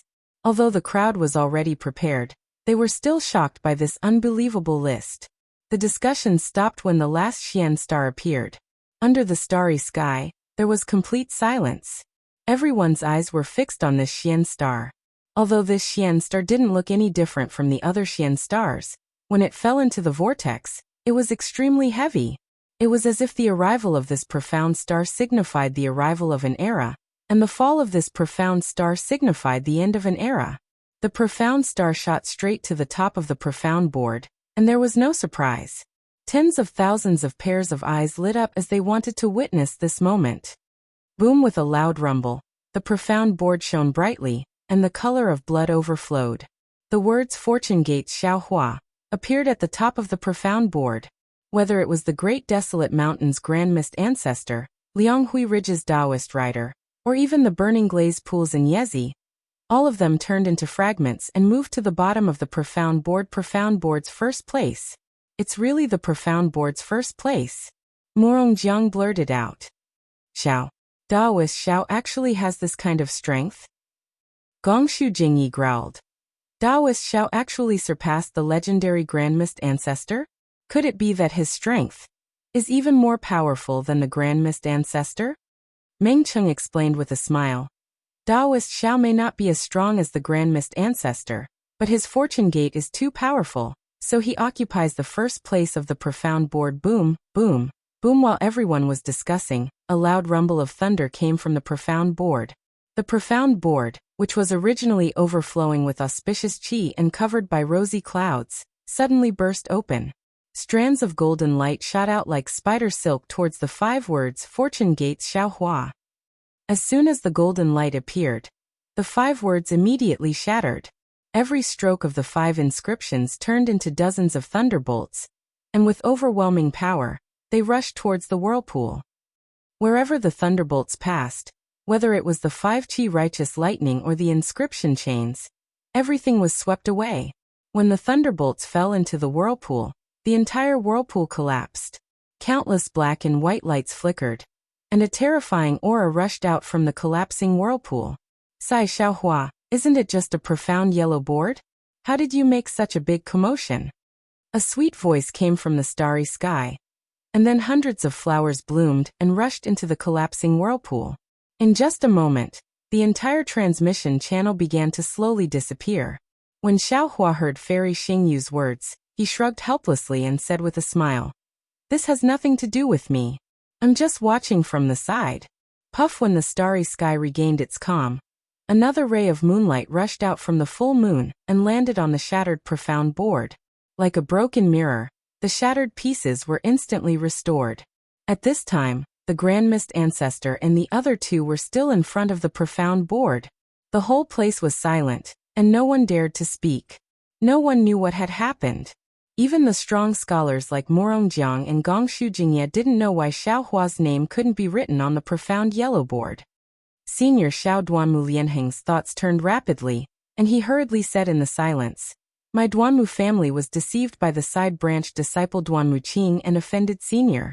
Junior apologizes to Senior on behalf of my Duanmu family." With that, Duanmu Lianheng bowed respectfully. Seeing the arrogant Duanmu Lianheng apologize in front of all the scholarly cultivator families, Xiaohua's heart softened. Thinking about his fate with the Duanmu family, some of the reasons were related to him falling into the devil path, so he couldn't completely blame the Duanmu family. As for Duanmu Liangsheng, Xiaohua no longer had any resentment after coming out of the misty mountain maze formation. Thus he waved his hand and said, "Forget it. The so-called scholarly cultivator families should prioritize etiquette and restrain their disciples. Don't bully others with your power, especially the common people. They don't even have the strength to truss a chicken. If you don't have the self-restraint of a scholarly cultivator, how can they be willing to submit to you? In the long run, scholarly cultivators will lose their original intention." Yes, Junior understands. Although Duanmu Lianheng was arrogant and dared to destroy Namwu Great Merciful Guanin's golden statue, he knew his own limits. Although Xiaohua's current strength seemed to be around the 5th grade, he was able to suppress the Grand Mist Ancestor and become the first on the profound board. How could Xiaohua's cultivation be something he could reach? Hearing Xiaohua's words, he was overjoyed and hurriedly said, "Junior will send a disciple back to the family and remove that damn absolute kill order." Chapter 4491. That won't be necessary. You might as well use that dictum of death as a lesson, Xiaohua said with a smile, looking at Duanmu Lianheng with interest. Duanmu Lianheng was stunned. At first he didn't understand. After all, with the existence of the dictum of death, the Duanmu family and the Fortune Gate were enemies. The Duanmu family might not care about Xiaohua, but they were afraid of the Fortune Gate. However, a moment later, Duanmu Lianheng's heart trembled. He immediately understood Xiaohua's meaning. Because Xiaohua didn't care about the Duanmu family's dictum of death, even if he was facing the Duanmu family's patriarch, Duanmu Tianji. Where did Xiaohua get his courage from? Not only because of the Fortune Gate in Xiaohua's hands, but also because of Xiaohua's own strength. The Duanmu family's patriarch was at least a literature star. If Xiaohua didn't care, then Xiaohua's strength was definitely at 9th grade essence force. Realizing Xiaohua's true strength, Duanmu Lianheng's face heated up. He knew that this was Xiaohua's punishment for the Duanmu family. After all, no matter how powerful the Duanmu family was, they were a first-class family. Throughout the history of Confucian cultivators, there had never been a Confucian family that dared to issue a dictum of death to a 9th grade essence force cultivator. Since the Duanmu family dared to do something that no one dared to do, from today onwards, anyone who mentioned the Duanmu family's dictum of death would naturally treat it as the Duanmu family's humiliation. Senior knows. Duanmu Lianheng said respectfully. Junior doesn't dare to make a decision on this matter. After we reach the Star Moon Palace, Junior will ask the Patriarch to personally make a decision. Alright, Xiaohua had no intention of arguing with Duanmu Lianheng, and casually waved his hand. Many thanks, Senior. Duanmu Lianheng hurriedly retreated, not daring to say anything more. As for Duan Muqing, whose dantian had already been shattered by Yuanya, needless to say, the Duanmu family definitely wouldn't dare to let her live. Senior Duanmu Lianheng had just retreated when Morongjiang flew out again. He bowed and said, "This junior also offended you that day. Since brother Duanmu has asked for forgiveness, this junior will also ask for forgiveness." In Xiaohua's eyes, Duanmu Lianheng and Morongjiang were slightly different. Xiaohua didn't like Morongjiang's schemes. He glanced at Yuanya. He said, "Yeah, give him a punch his teeth. Don't kill him." "Yes, master." Receiving the order, without demur, Yuanya waved his right hand, and his fist shot out like a meteor. Morongjiang knew that this was the end of the karma of the day when he had punched Xiaohua in front of the god and devil's blood pool. He was secretly happy in his heart, and hastily urged his true chi to resist. Boom! Yuanya's fist hit Morongjiang, and a soft rumbling sound was heard. Although Morongjiang had already resisted, but his defensive Zhen Qi was still crushed by the fist with irresistible force. A strange aura, which seemed to be the nemesis of righteous Qi, invaded Morongjiang's body. In particular, Yuanya's fist carried a kind of invincible power, and Morongjiang's body was sent flying far away like a pebble. A moment later, Morongjiang's complexion turned pale, and he flew back in a somewhat sorry state. Xiaohua nodded and said, "The grudges between you and me can be considered settled. There's no need to mention it again in the future. However, this Xiao still wants to remind you that no one in this world is much smarter than another. You might be able to scheme for a while, but you won't be able to scheme for a lifetime. Any scheme will be exposed sooner or later." Yes, this junior understands. Morongjiang didn't dare to say too much. While suppressing his injuries, he replied, "All right, Miss Nan." Xiaohua turned to Nan Huayue and said, "This Xiao is going to see the palace master. Send me there." "Senior, please." Nan Huayue respectfully raised her hand and pointed. The full moon once again overflowed with moonlight. And Xiaohua nodded and said to Mo Jianli, "You and Yuanya come with this old man." "Yes, senior," Mo Jianli respectfully replied, but Yuanya didn't utter a word. He followed Xiaohua into the full moon, and when Mo Jianli also stepped into the full moon, the entire challenge starry sky suddenly became a boiling cauldron of voices. All the Confucian cultivators had gone crazy. They all talked at once, and everyone had a kind of excitement. That's right. How many Confucian cultivators on the hidden immortal continent could see such a grand scene with their own eyes? Not to mention the Confucian cultivators of the star-picking tower. Even the entire hidden immortal continent went crazy. Today's update of the mysterious yellow list was a special event for the Fortune Gates disciples. The Fortune Gates disciples were like stars, illuminating the entire hidden immortal continent. After the time it took to eat a meal, the entire space gradually calmed down. Nan Huayue said with a smile on her face, "Seniors, let bygones be bygones. The challenge starry sky is just a competition. There are many more to come." Sigh. Mengcheng sighed and said, "Back then, when this old man recited the ancient saying, 'There is a scenery before my eyes, but I can't see the way,' Cui Hao wrote a poem on it. I always felt that it wasn't good enough. Now that I've seen Taoist Master Zhao's generosity, our so-called challenge starry sky is really insignificant. Why do we have to mention it again? This time, it's fine if we don't compete." Nan Huayue nodded and said, "If that's the case, then this junior will make it clear. Although seniors don't plan to continue the challenge starry sky, the source stones that seniors paid, forget it. Don't mention those vulgar things again." Mengcheng waved his hand and said, "If the source stones aren't refunded, then so be it." "Thank you so much, Senior Meng," Nan Huayue replied with a smile. However, before she could finish, Gongshu Jingye's heart stirred again and he said, "Miss Nan, this old man knows that your Zhaixing Lu possesses many secrets of the 3 continents. There are even many that were lost by my 100 schools of thought. How about this? We won't refund the source stones for the challenge starry sky. You only need to tell us why Taoist Master Zhao's name can't be written on the profound proclamation." This. Nan Huayue hesitated and said, "This junior doesn't know if this is possible. Please wait a moment." Soon after, Nan Huayue fell into the full moon and disappeared. She only reappeared after the time it took to finish a meal. There seemed to be nothing out of the ordinary from her calm face, but the wisp of surprise revealed in her pair of bright eyes explained the shock of the news. Miss Nan, Gongshu Jingyi asked in a deep voice.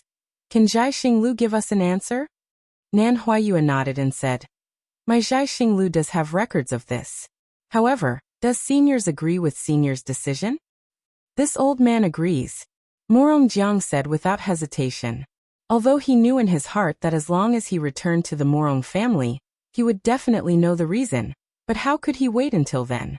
Curiosity killed the cat not only for female cultivators, but when men wanted to know secrets, their hearts would itch to the point of being scratched by a cat. Seeing that Morong Jiang and Gongshu Jingyi both agreed, the other families also agreed. Their eyes were full of desire, and they stared at Nan Huayue as if they were cats looking at meat. Nan Huayue's gaze swept across the entire starry sky, then looked at the profound yellow proclamation that was still suspended high in the sky, flashing with blood-red light. She took a deep breath and said, According to my Zhai Xinglu's records, the profound yellow proclamation is an imperial tool built with the fate of Confucian cultivators and the order of heaven and earth as its foundation. As long as a cultivator's name is written on it, the cultivator's strength must be lower than the Confucian cultivator, who refined the imperial tool. Otherwise, the cultivator's name won't be written on the profound yellow proclamation. How is that possible? Meng Cheng exclaimed. It said that the profound yellow proclamation was personally refined by the Ziwei immortal emperor in ancient times. Could it be that Jinren Zhao's strength has surpassed the Ziwei immortal emperor's? If he had surpassed the Ziwei immortal emperor, he would have already ascended to heaven, right? Morong Jiang also held back his injuries and exclaimed. Seniors, this junior doesn't know. Nan Huayue smiled apologetically. This is my Zhai Xinglu's record. If Senior Xiao can't enter the profound proclamation, it's probably the reason. Then Gongshu Jingyi asked again. Who refined the profound yellow proclamation? Does your Zhai Xinglu have a record of it? We can buy this information with primeval stones. Senior, I'm sorry to disappoint you. This junior has just checked. My Zhai Xinglu has no record of this. Nan Huayue understood Gongshu Jingyi's mood and hurriedly replied. Alas, all right. Gongshu Jingyi waved his hand and sighed. Thank you for your trouble, Miss Nan. I wouldn't dare. If seniors don't have any orders, this junior will return now. Nan Huayue respectfully said as she stood quietly in the air. After a while, Morong Jiang asked again. Daoist Xiao. Is he also going to enter the Star Moon Palace? Sorry, this junior doesn't know. Nan Huayue smiled and shook her head. All right, you can go now. Gongshu Jingyi waved his hand. Many thanks, seniors. Just as Nan Huayue was about to turn around, she suddenly stopped in her tracks. She tilted her head and listened for a moment before a smile appeared on her face. She bowed to the group of Confucian cultivators and said, Junior is under orders to reveal some information about the Fortune Gate to seniors. If seniors are willing, quickly say it. How many primeval stones? Morong Jiang asked without hesitation. Brother Morong, don't be anxious. Gongshu Jingyi smiled and said, We will first discuss with the Zhai Xinglu.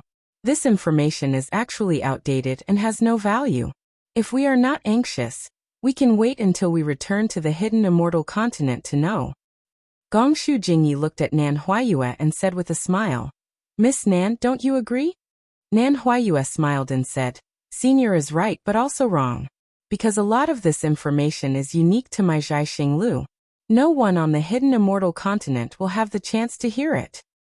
All right. We will discuss it first. Meng Cheng and the others naturally understood the meaning behind Nan Huayue's words. Xiao Hua was inside the Zhai Xinglu. Who would know more about the Fortune Gate than Xiao Hua? After a short discussion, Meng Cheng said a few words to Nan Huayue through voice transmission. Nan Huayue nodded, and after the various families took out a considerable amount of primeval stones, Nan Huayue respectfully handed a jade eye to Meng Cheng. Meng Cheng received the jade eye and scanned it with his divine sense. His face paled as he exclaimed, This, how is this possible? Senior Meng, nothing is impossible. Nan Huayue smiled and said, Otherwise, how could the Fortune Gate's disciples clean the entire mysterious yellow list? Brother Meng Morongjiang called out. What is inside? Why are you so shocked? Chapter 4492. Brother Meng, recite it quickly. Gongshu Jingyi was getting impatient. This old man also wants to know what kind of earth-shattering event these 100 Fortune Gate disciples with cultivation of 5th grade and above and several hundred nascent soul disciples with cultivation of 4th grade and above have done. Several hundred nascent soul disciples? Meng Cheng sneered. You underestimate the Fortune Gate too much. They have more than several hundred nascent soul disciples. How can there be so many? Gongshu Jingyi sucked in a breath of cold air and exclaimed. Could it be that they have several thousand nascent soul disciples? That's impossible. Morongjiang refused to believe it. How could the Immortal Palace allow the Fortune Gate to nurture so many nascent soul disciples? Meng Cheng smiled faintly and recited. The Immortal Palace has dispatched the Lunar Temple's great general Sun Ge to lead 500,000 immortal soldiers to attack the soaring Dragon Mountain range of the hidden Immortal Mainland's Yu province. The immortal soldiers laid down an inescapable formation to trap the soaring Dragon Mountain range. However, not only was the soaring Dragon Mountain range's defensive formation powerful, it was also too large. The inescapable formation was unable to completely trap it.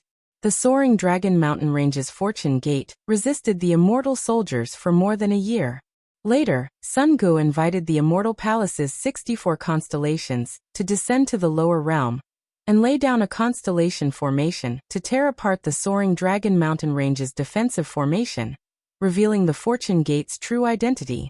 Although the Fortune Gate's young Lord Li Xiang was only a mid-nascent soul cultivator, there were close to 1 million Fortune Gate disciples in the soaring Dragon Mountain range, and there were 5,000 Golden Core disciples. The million Fortune Gate disciples were fearless as they faced the Immortal Palace's immortal soldiers head-on. Great General Sun Gu was shocked.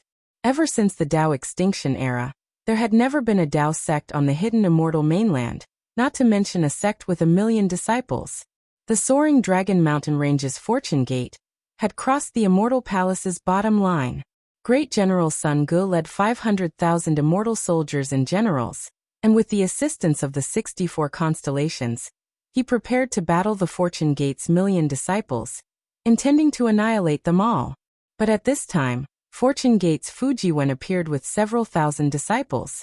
Fujiwen was a Confucian cultivator who had refined his soul back to the void. His strength was close to mid-7th grade, 7th grade, and his 5,000 disciples, most of their names were unknown. Great General Sun was alarmed. Half of the 64 constellations were sent to meet Fujiwen. Unexpectedly, before the two armies clashed, Fortune Gate's Wang Bianfei arrived with several thousand disciples. Wang Bianfei, a Confucian cultivator, a grandmaster who had refined his spirit to return to the void. His strength was close to the upper 7th grade of elemental energy. His 5,000 disciples were all around the 4th or 5th grade of elemental energy. Most of their names were unknown.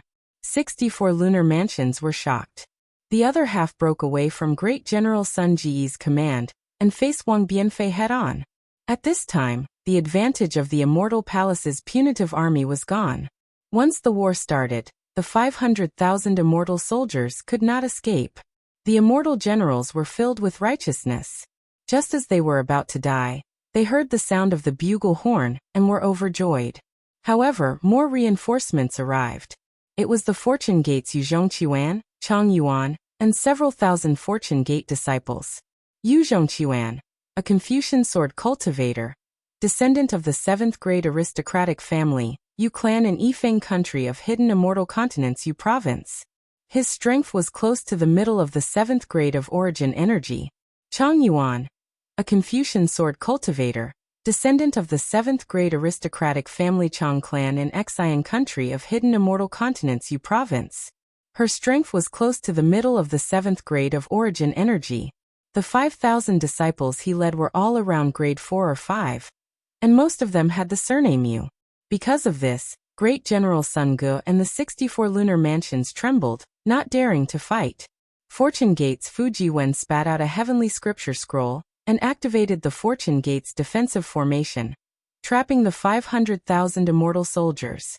The battle situation is unknown, but the lunar temple's immortal generals and 64 lunar mansions were captured. The 500,000 immortal soldiers and 64 lunar mansions soldiers were unharmed and returned to the immortal palace. The soaring Dragon Mountain Range's Fortune Gate's defensive formation was activated again, but no one knows the details. Under the starry sky, Meng Cheng's cadence as he recited. Everyone's emotions were also fluctuating.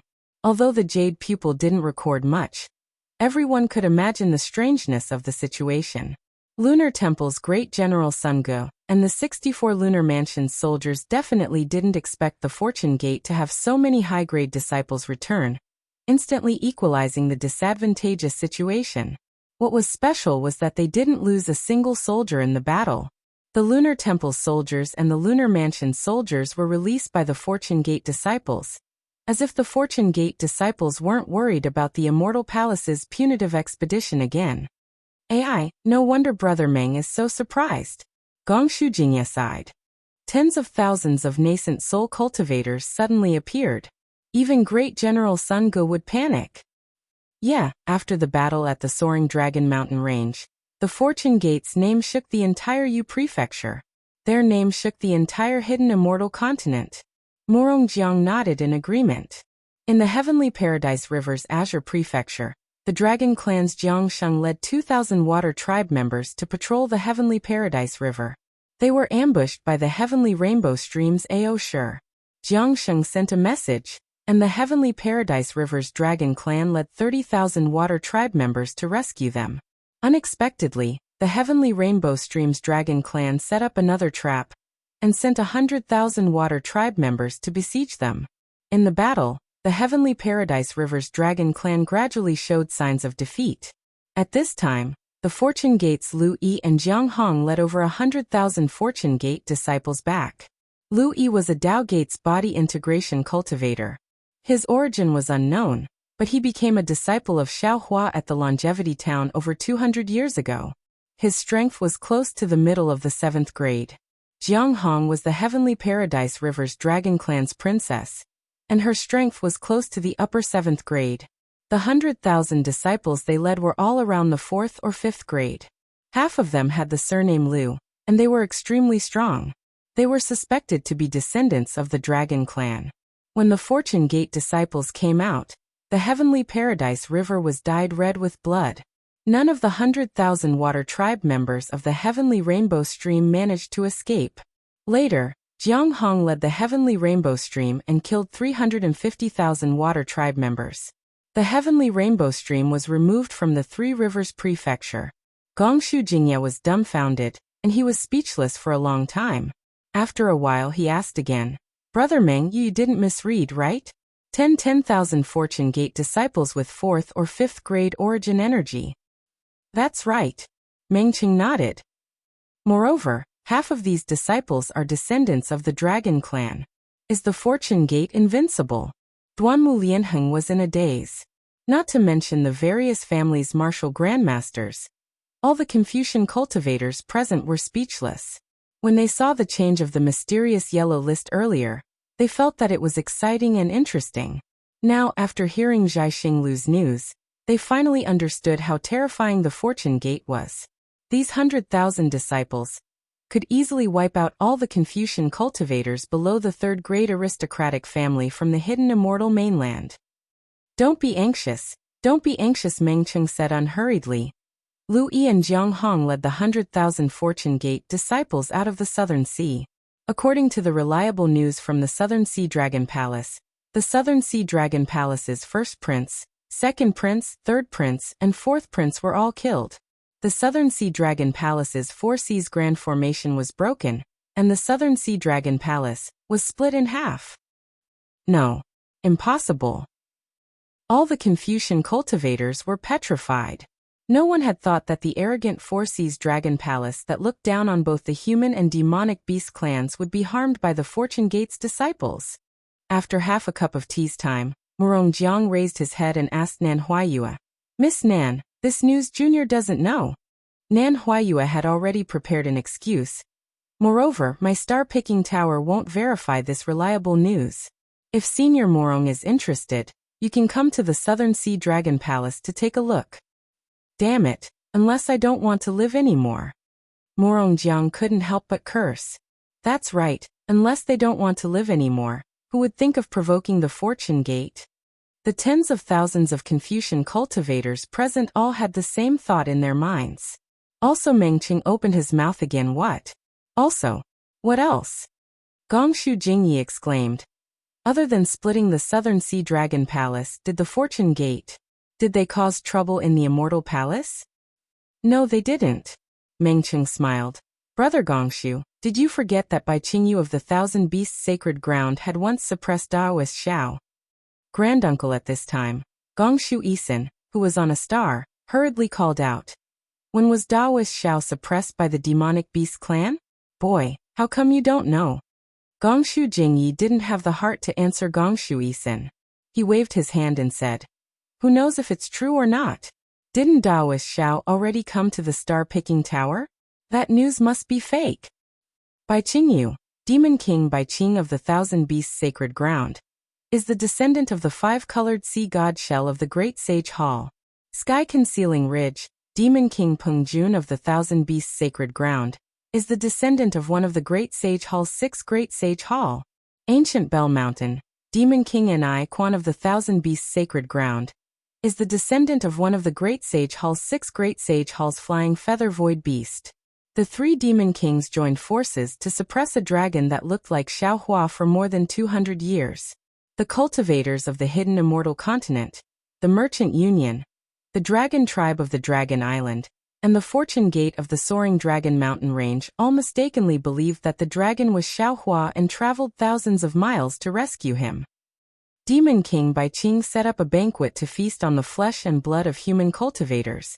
Xiaohua flew into a rage, and with a wave of his hand, 200,000 Fortune Gate disciples appeared, killing more than 500,000 demonic beasts from Bai Qingyu, Sky-concealing Ridge and Ancient Bell Mountain. The blood of the demonic beasts spilled all over Bai Qingyu. In this battle, Fortune Gate's Xian Songzi and Daoist Jing Ting appeared, both Dao Gate's body integration cultivators with peak 7th grade origin force.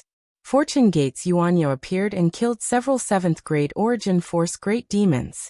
Fortune Gate's Black Bear, Golden Eagle and White Lion appeared. All of them were star-plucking realm cultivators with 6th grade origin force. Other than that, more than 200,000 Fortune Gate disciples set up the capital star formation, divided into 108 smaller formations, and each formation had an unknown disciple with 7th grade origin force. After the bloodbath in Bai Qingyu, the three great sages of the demonic beast race, the golden-winged Great Peng, the flying feather void beast, and the five-colored sea god Shell were transported to Bai Qingyu through the Great Sage Hall. The battle between Xiaohua and the three great sages is unknown. We only know that the Fortune Gate disciples were ordered to flatten Sky-concealing Ridge and destroy Ancient Bell Mountain. One day later, the battle between Xiaohua and the three great sages ended, and the 200,000 Fortune Gate disciples were ordered to return to Bai Qingyu. The three demon kings admitted their sins and offered Bai Qingyu, Sky-concealing Ridge, and Ancient Bell Mountain to the Fortune Gate to atone for their sins. Sky-concealing Ridge and Ancient Bell Mountain fell into the hands of the Fortune Gate's Golden Eagle and White Lion, and Bai Qingyu was bestowed to the Merchant Union. After that, the three great sages returned to the Great Sage Hall. Xiaohua expelled the three demon kings and ordered more than 200,000 Fortune Gate disciples to escort the Soaring Dragon Mountain Range's disciples back to the hidden immortal mainland, and the Fortune Gate disciples pointed their swords at the hidden immortal realm. Along the way, anyone who stood in the way of the Fortune Gate's army was killed. Starting from Bai Qingyu, the Fortune Gate annihilated 2 demonic beasts, 2 demon kings, 23 great sages, and no less than 600,000 demonic beasts. Thinking of this, Mengqing raised his head and looked around, saying, "At this point, the Fortune Gate's disciples' fame is like the sun in the sky. Not only has the hidden immortal mainland shocked, but also the 1,000 demonic beasts' sacred ground. Xiaohua's fame has reached its peak." Chapter 4493. Is there anything else? Murongjiang's face turned pale, and he asked in a trembling voice. "Brother Murong," Mengqing said indifferently, "I want to ask you, as the Murong family's patriarch, if you lead all the Murong family's disciples, can you accomplish such a great feat?" Morongjiang didn't seem to think that Meng Cheng was mocking him. He thought for a moment, then shook his head and said, "If we don't care about the cost, we might be able to do it. But after this battle, I'm afraid my Morong family will be removed from the hidden immortal continent." "That's right, if the Morong family is like this, then so is my Meng family." Meng Cheng nodded. "The Fortune Gate's disciples are already domineering. What else do we need?" The whole place fell silent again. From this day on, the Fortune Gate's valiant image would no longer have any objections to the Fortune Gate's disciples dominating the mysterious yellow list. Miss Nan Mengcheng handed the jade eye to Gongshu Jingya, then asked Nan Huayue, "The battle between the three great sages and Senior Shao is not recorded in detail. No matter what, Daoist Shao is still a grand ascension stage cultivator of our human race. He was able to defeat three great sages of the Thousand Demons' sacred ground. This is definitely worthy of our respect. Zhai Xinglu should have recorded the battle in detail." Nan Huayue pursed her lips and smiled. "Senior Meng, you're making things difficult for my Zhai Xinglu. That was a battle between the four supreme cultivators of our three continents. Other than the four great sages of the Great Sage Temple, the Immortal Palace's 9th grade literature star, the Thunder Temple's 3 Buddhist lords, and the various clans' patriarchs, who else can see the truth clearly? We're willing to pay a high price," Morongjiang hurriedly said. "As long as Zhai Xinglu can get the truth. Even if you have the source stones, you need to be alive to spend them." Nan Huayue was still smiling as she replied indifferently, "My Zhai Xinglu has the foresight." All right, Morongjiang knew that this matter was too difficult, so he said perfunctorily and didn't say anything else. Seniors Nan Huayue looked at the somewhat quiet starry sky and said, "If there's nothing else you need from me, I'll have to put away this defensive formation that I'm challenging to bury the hatchet." The group of Confucian martial grandmasters had been absent-minded for a long time. They all responded in low voices, and the halos around them gradually faded away. Not long after, the starry sky disappeared, and the stars scattered in all directions. The pavilions and corridors once again appeared. Nan Huayue took one last look at his surroundings and stepped into the full moon. The moonlight disappeared, and the entire defensive array turned into darkness. The challenge to bury the hatchet was not held, but all the disciples' blood was boiling with excitement. Various families had also activated their pavilions' defensive formations. No one knew what the other families were discussing, but everyone knew that there was only one topic in the entire star-plucking pavilion, and that was Xiaohua and the Fortune Gate. Xiaohua stepped into the full moon, but as the moonlight overflowed, his figure had already landed on a corridor. Without waiting for Xiaohua to take a few more glances, a Confucian cultivator immediately bowed and said, "Senior, our palace lord invites you." "All right." Xiaohua nodded. He turned to look at Mo Jianli and asked, "Are you coming with this old man, or with the star-plucking pavilion?" Mo Jianli did not hesitate. He bowed and said, "This junior has already promised the star-plucking pavilion. If this junior does not fulfill this promise, this junior feels that he is not worthy to be a Fortune Gate disciple." "Ha, good. This is the true Mo Jianli." Xiaohua clapped his hands and said, "You can go now. When you come out of the Star Moon Palace, follow this old man back to the Fortune Gate." "Yes, Junior understands." Mo Jianli agreed, and found a way to leave. Xiaohua took out the Kunlun mirror, and put Yuanya away. He then said to the Confucian cultivator, "You lead the way." "Senior, please." The Confucian cultivator respectfully gestured, and led Xiaohua to a flight of stairs. In a short while Xiaohua had already reached the top floor. The Confucian cultivator did not dare to approach, and Xiaohua entered the main hall. The interior of the hall was no different from when Xiaohua had left. However, the black and yellow rankings boards were particularly eye-catching. Seeing Xiaohua enter, Fairy Xingyu clapped and said with a smile, "Welcome Great Gate Master Xiao to my star-plucking pavilion. I hope that Great Gate Master Zhao's Fortune Gate will take care of my star-plucking pavilion's business in the future." "How is that possible?" Xiaohua curled his lips and said, "My Fortune Gate still has the Endless Merchant Union. How can we take care of your business? Moreover, the star-plucking pavilion is so powerful that they can even update the mysterious yellow board at the same time. Why would they need my fortune gate to take care of their business? Great Gate Master Xiao, what do you think of my star-plucking pavilion and the endless merchant union forming an alliance? Fairy Xingyu said in a teasing tone.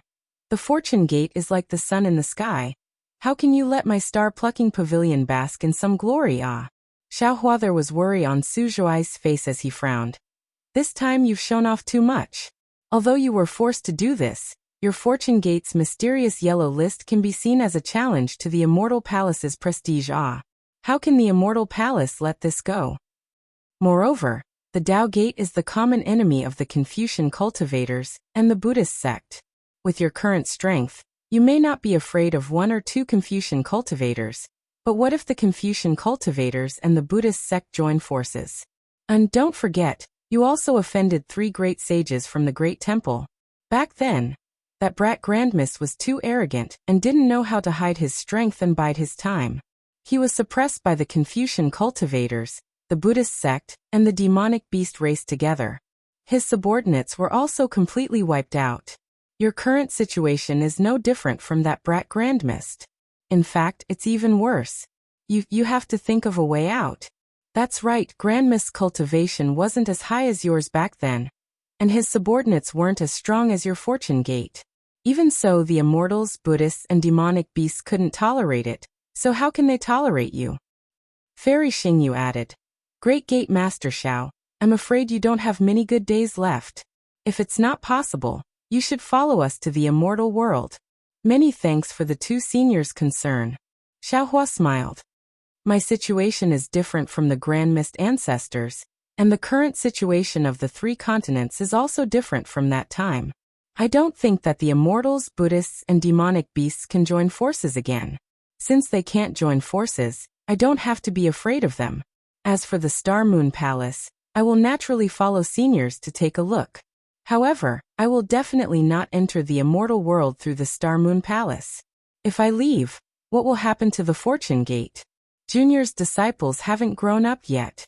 Suji looked at Xiaohua and didn't speak for a long time. After a while he said, Xiaohua, to be honest, I've seen many outstanding Taoist cultivators before I became an immortal. After I became an immortal, I've seen even more elites from various realms. After I accidentally entered the 3 continents, I've also seen many outstanding Confucian cultivators. However, you're the first to grow so quickly. I want to give you some advice, but after thinking about it, you don't have any lofty ambitions in your heart. You're also infinitely benevolent. If the immortals, Buddhists, and demonic beasts didn't force you too much, you probably wouldn't have stirred up such a huge mess.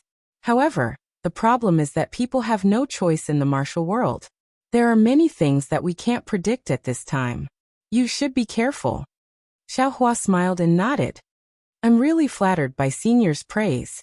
Senior's words are exactly what I wanted. I was born in a farmer's family, and my whole life's cultivation has been based on the idea of living a comfortable life. As long as the immortals, Buddhists, and demonic beasts don't do anything to my fortune gate, I won't cause trouble. I can understand your thinking.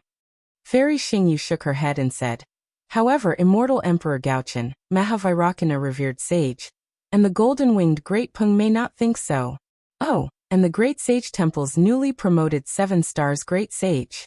Although he knows you well, he's still a demonic beast. He will think for the Great Sage Temple and the demonic beast race. He may not care about your little friendship. Your fortune gate has caused too much of a commotion. It's impossible for them not to be on guard and not do anything to you. Xiaohua rolled his eyes and probed. Junior's fortune gate may be in trouble, but that's in the future. Senior's star-picking tower may be in trouble now, right? Fairy Xingyu was stunned and asked curiously, Xiaohua, what do you mean? Could it be that someone is coveting star-picking tower? Suji immediately understood and probed. Yes. Xiaohua smiled and said, Junior is curious. Someone actually dares to have designs on the 2 seniors. Which aristocratic family is it? Fairy Xingyu's face instantly turned frosty. She said coldly, they're really tired of living. I don't know which aristocratic family it is, Xiaohua replied. However, it seems that most of them are Star-Picking Tower's disciples. Suji glanced at Fairy Xingyu and said, I've already told you to show more of your strength when necessary. I'm afraid that the 7th grade essence force that you have displayed has caused your subordinates' ambitions to soar. Who is it? Fairy Xingyu asked. How would I know? Xiaohua's neck stiffened. I just met them. Why didn't you investigate? Fairy Xingyu was so angry that she almost jumped up. Star-picking tower doesn't belong to me, Xiaohua said with a smile. Moreover, didn't Senior remind me when I went out earlier? Don't have designs on star-picking tower? Damn it. Fairy Xingyu cursed. I just forget it. Suji could tell that Xiaohua was angering Fairy Xingyu. He waved his hand and said, Let Xiaohua explain the situation. Yes, Senior. Xiaohua stopped smiling and explained what he had encountered. Fairy Xingyu said fiercely, I've been paying attention to the movements outside star-picking tower. I didn't expect them to be so bold as to play tricks under my nose. You withdrew so many star-picking towers from the 1,000 Demons' sacred realm this time. It must have affected the interests of some tower masters, Suji said with a smile. It seems that you have to thank Xiaohua. If it weren't for the arrival of a human Mahayana realm expert, these people would have already taken action. Fairy Xingyu stood up and curled her lips. I'd like to see who dares to take action. His arrival has made things more troublesome for me. With that, Fairy Xingyu floated out. Chapter 4494. Seeing Fairy Xingyu leave, Suji shook his head slightly and said, Alas, she's so strong. Xiaohua's heart skipped a beat, and he said in a low voice, Senior, why don't you say it in front of her? Suji put away the expression on his face and replied indifferently, Why should I say it? Senior Xiaohua wanted to play matchmaker and said, Actually, how can you not understand Senior Xingyu's thoughts? Sometimes the window paper still needs us male cultivators to poke through it. Suji looked at Xiaohua meaningfully and said, Do you know what I'm thinking? I don't know. Xiaohua answered honestly. Then don't say too much, Suji said angrily. Just take care of yourself. Among the 3 continents, you're the one with the most trouble now. Xiaohua smiled and said, Senior, don't worry. Junior knows what to do. Well, I know that every cultivator has their secrets, and you're no exception. Suji nodded. I don't want to probe too much. Oh, by the way, Fairy Xingyu and I sense some fluctuations related to the secrets of heaven in the direction of the Hall of Heroes. However, when we investigated the star-picking tower and gathered the disciples to ask, we didn't find any clues. This matter. Is it related to you? Secrets of heaven. Xiaohua was slightly stunned. After thinking for a moment, he nodded and said, Junior saw the Hall of Heroes in the Hall of Heroes and had some understanding of karma. If the secrets of heaven are related to karma, then it's related to me. His Suji gasped and said in surprise, The way of karma? One of the 3,000 great Daos. The way of karma? You actually know how to cultivate the way of karma? Xiaohua shook his head and said, Junior doesn't know what the way of karma is. Junior just met a woman named Wuxia on the Dawnrain continent. She gave me 2 jade slips, one was the sun shrouding art, and the other was the heaven control technique. Junior first cultivated the sun shrouding art, then dabbled in the heaven control technique. This so-called heaven control technique might have some relationship with the karma that Senior mentioned. Wuxia. Suji frowned, and a rare solemn expression appeared on his face. He transmitted a voice transmission. Are you sure her name is Wuxia? Xiaohua was startled and also nodded and said, That's right. It's Wuxia. This Junior won't remember wrongly. Suji thought for a moment, then raised his hand. A lightning net the size of a fist appeared in his hand. As he waved his hand, the lightning net flew out and covered the space several hundred feet around them. As the lightning net entered the space, obscure fluctuations appeared in the space.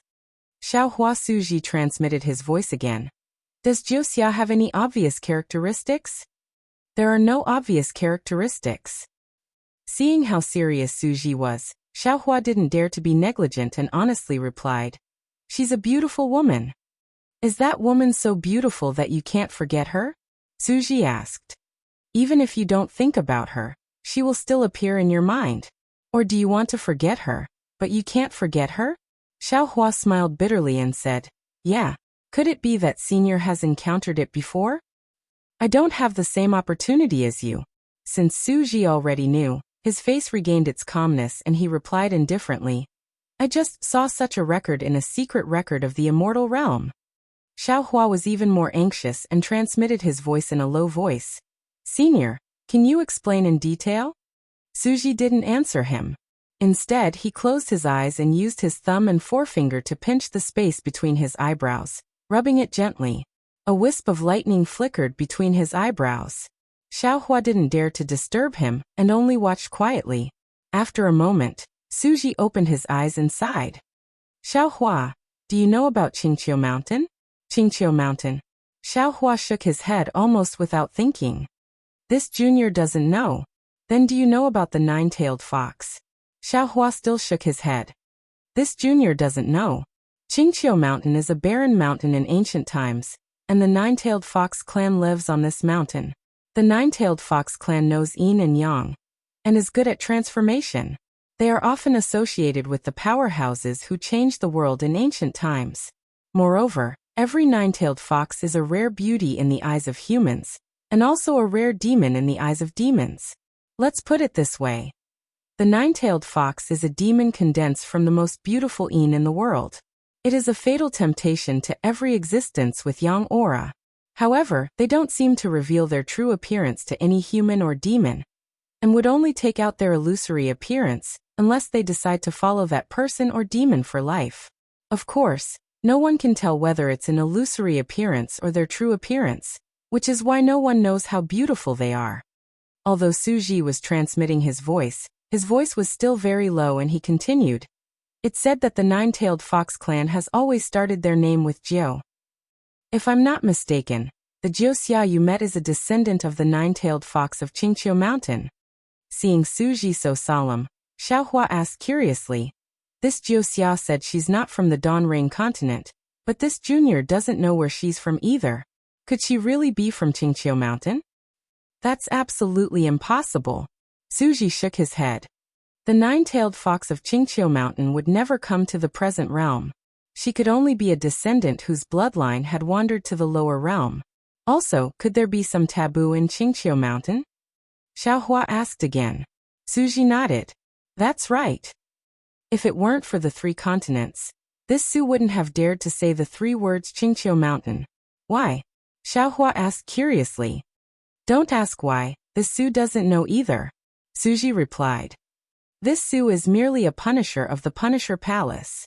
His Xiao Hua was stunned and stared at Su Ji. Then why are you telling this junior all this, senior? Su Ji sighed in a rare instance and looked up towards the distance, his gaze seemingly piercing through time and space as he said, because this Su had received guidance from the nine-tailed fox before ascending to immortality. Later, after ascending to immortality, I obtained somewhere in the immortal realm the legacy of the Qingqiu Mountain lineage that had fallen to the immortal realm. Although this Su's divination technique is evolved from thunderbolts, its foundation is still the legacy of the Qingqiu Mountain. Xiao Hua smiled bitterly. You seem to be saying too much, senior. You don't have to tell this junior all this. No. Su Ji shook his head. This Su had long predicted that you were fated to meet this Su. Previously, this Su only thought that you were related to the Xingyue Palace, but I didn't expect that you were actually related to the nine-tailed fox. Think about it, that Jiuxia. How did you get to know her? Boom! When Xiao Hua heard this, it was as if he was suddenly enlightened. His body shook as if he had been struck by lightning. He looked at Su Ji with a dumbstruck expression and muttered. Jiuxia said that what she wanted this junior to do was too difficult. It would take 10,000 years, or even 100,000 years to accomplish it. Therefore, she did not tell this junior what she wanted this junior to do. She is indeed a cunning nine-tailed fox. She is indeed a nine-tailed fox who knows yin and yang. Su Ji sighed. If she hadn't been able to predict that you would meet this Su in the 3 continents, you would have to cultivate for 100,000 years before you could ascend to the immortal realm and meet this Su. Xiao Hua was confused again and smiled bitterly. Could it be that finding senior is what Jiuxia wants this junior to do? To be precise, it's to find the inheritance that Qingqiu Mountain left in the immortal realm, Not to find this Su. As Suji spoke, he tapped between his eyebrows, and the lightning mark between his eyebrows flashed again. When a thumb-sized lightning ball appeared, Suji instructed, Xiaohua, use vigorous thunderbolt to collect this lightning ball. Be careful, don't expose the thing inside the lightning ball. Yes. Seeing that Suji was so serious, Xiaohua hurriedly tapped between his eyebrows. Several thick lightning threads appeared and landed on the lightning ball, waiting for it to fall between Xiaohua's eyebrows. Suji let out a long sigh and ordered again, remember, this matter and this item must not be known to anyone. Otherwise, your life will be in danger. Even this Su won't be able to survive. Xiaohua nodded. This junior is the best at this kind of thing. That's good. Suji gave a rare smile. This item is Qingqiu Mountain's inheritance. You should be able to comprehend it when you're cultivating Fury of Thunder. Oh, right. Your so-called mastery of heaven and earth must be related to this inheritance. You should be able to comprehend it when the conditions are right. If that's the case, then Jiuxia must be related to this item. This junior can then pass this item to Jiuxia with peace of mind? Xiaohua asked doubtfully. It should be. Suji shrugged, as if he had put down a heavy burden and replied. Senior, are you sure? Xiaohua asked. Suji nodded. Of course. When you come out of Xingyue Palace, you'll understand why I said so. Yes. This junior understands. Xiaohua nodded. If this is Jiuxia's, this junior will definitely. At this point, Xiaohua said happily. If that's the case, then this junior will definitely return to Dawn Rain Continent. This. I don't know. Suji shook his head. Didn't Jiuxia say that it might be 100,000 years? Maybe she'll go to the immortal realm to look for you. Then, Suji reminded him again. Of course, the matters of Dawn Rain Continent seem to be somewhat secretive. However, since Xingyue didn't say anything, I'm afraid she has some taboos. Don't make things too difficult for her. As he spoke, Suji raised his eyebrows and opened his mouth. A thunderbolt struck the air. The thunder net that had previously been hidden in the void revealed itself, and entered Suji's mouth along with the thunderbolt. In just a few breaths, Fairy Xingyue returned with a murderous look on her face. How was it? Suji asked. Did you find it? I don't dare to say anything about the 3 continents, but within Xingyue, there's nothing I can't do. Fairy Xingyue replied with a cold snort. Xiaohua smiled and asked. In that case, other than Jiaxing Lu, it also involves the hidden immortal continent. Fairy Xingyue glared at Xiaohua and said fiercely. It's only been a few days. Why are you becoming more and more like Suji? Can't you say something nice? Chapter 4495. Hearing this, Xiaohua looked at Fairy Xingyue innocently, touched his nose and said, I'm not like Senior Su, but like Senior Su, I like to seek truth from facts. Seek truth from facts. You have the nerve to say that. You touched your nose again. Fairy Xingyue replied. You guessed right. I removed a few star-picking towers in the 1,000 Demons Sacred Realm, but 2 tower masters were not satisfied. They wanted to take advantage of me entering the Star Moon Palace, to collude with the Confucian family, to seize the Star Moon Palace. Unfortunately, although I found the 2 tower masters, and even found out about the Confucian cultivators who sneaked into the star-picking tower, I couldn't find out which Confucian family was behind them. I searched the soul of one of the tower masters, and his primordial spirit exploded. Then, I used the secret technique of the Palm Palace. That Confucian cultivator's primordial spirit didn't explode, but I couldn't find anything. It's really strange. Suji said indifferently. Don't worry. You have a lot of time before the Star Moon Palace appears, but then, Suji suddenly raised his head and looked to the east. He whispered, I'm afraid you don't have time. Sure enough, Fairy Xingyue also looked in that direction and smiled bitterly. You're right. Xiaohua released his divine consciousness in surprise. Unfortunately, he didn't find anything. After a few breaths, Suji and Fairy Xingyue looked solemn. Fairy Xingyue said to Suji, think about it carefully. What are we not prepared for? I'll get them to activate the star-picking tower now. Okay. Suji nodded. After Fairy Xingyue left, he pointed to a quiet room and said to Xiaohua, Xiaohua, that's a quiet room. You can meditate there. When we get to the Chitty River, I'll call you out. At that time, I'll need to borrow your magic power. Yes, I understand. Xiaohua nodded, got up, and entered the quiet room. The quiet room was not big, only about 100 feet in size. It was very different from the usual luxurious style of the star-picking tower. When Xiaohua saw the praying mat in the middle of the quiet room, his heart warmed again. Needless to say, Suji must have used this room for his own quiet cultivation when he came to Zhaixing Lu. Now Suji had given this quiet room to Xiaohua to use. Of course, there were many quiet rooms that could be used in Zhaixing Lu, but Suji had taken out the quiet room that he was used to. It was clear that he saw Xiaohua as his junior. Xiaohua sat down cross-legged and pondered for a moment. Then he waved his hand and sent out a jade talisman, setting up the capital star formation. After scanning with his divine sense and confirming that there were no flaws, Xiaohua sat down with peace of mind, raised his thumb, and placed it on his forehead. Thunder flashed and the ball of lightning Suji gave Xiaohua flew out again. However, at this moment, the ball of lightning had just appeared and it immediately emitted a faint fluctuation. The fluctuation had only just appeared when Xiaohua's mind swept the ball of lightning into the space in an instant. The ripples then charged towards the capital star array. Whoosh! The fluctuations weakened, but when they collided with the capital star formation, the space several meters to the left of Xiaohua trembled. Xiaohua narrowed his eyes and raised his right hand, using the thunder palm. At that moment, the lightning palm was different from the lightning palms displayed by ordinary cultivators. It was formed from the 5 Qi righteous lightning, 9 firmaments divine lightning, 3 corpses yin lightning and nether demonic lightning. When the lightning descended, the fluctuations were instantly eliminated, leaving not a trace behind. Soon after, Xiaohua closed his eyes in satisfaction. His eyes focused on his nose, and his nose focused on his heart as he began to meditate. Xiaohua's mind fell into the space, and immediately turned into Jade Archive Xiaohua. The ball of lightning that had been swept into the space by his mind earlier quietly floated there. Although the threads of lightning were constantly flashing, they didn't make any sound. The light and shadow emitted by the threads of lightning were also extremely strange, and constantly changing. Even Jade Archive Xiaohua was dumbfounded when he saw this. Looking at the space around the light and shadow, although there wasn't any force, the threads of lightning were still forced out of the cracks. Ripples of the same cryptic fluctuations spread out in all directions. Jade Archive Xiaohua raised his hand and pointed.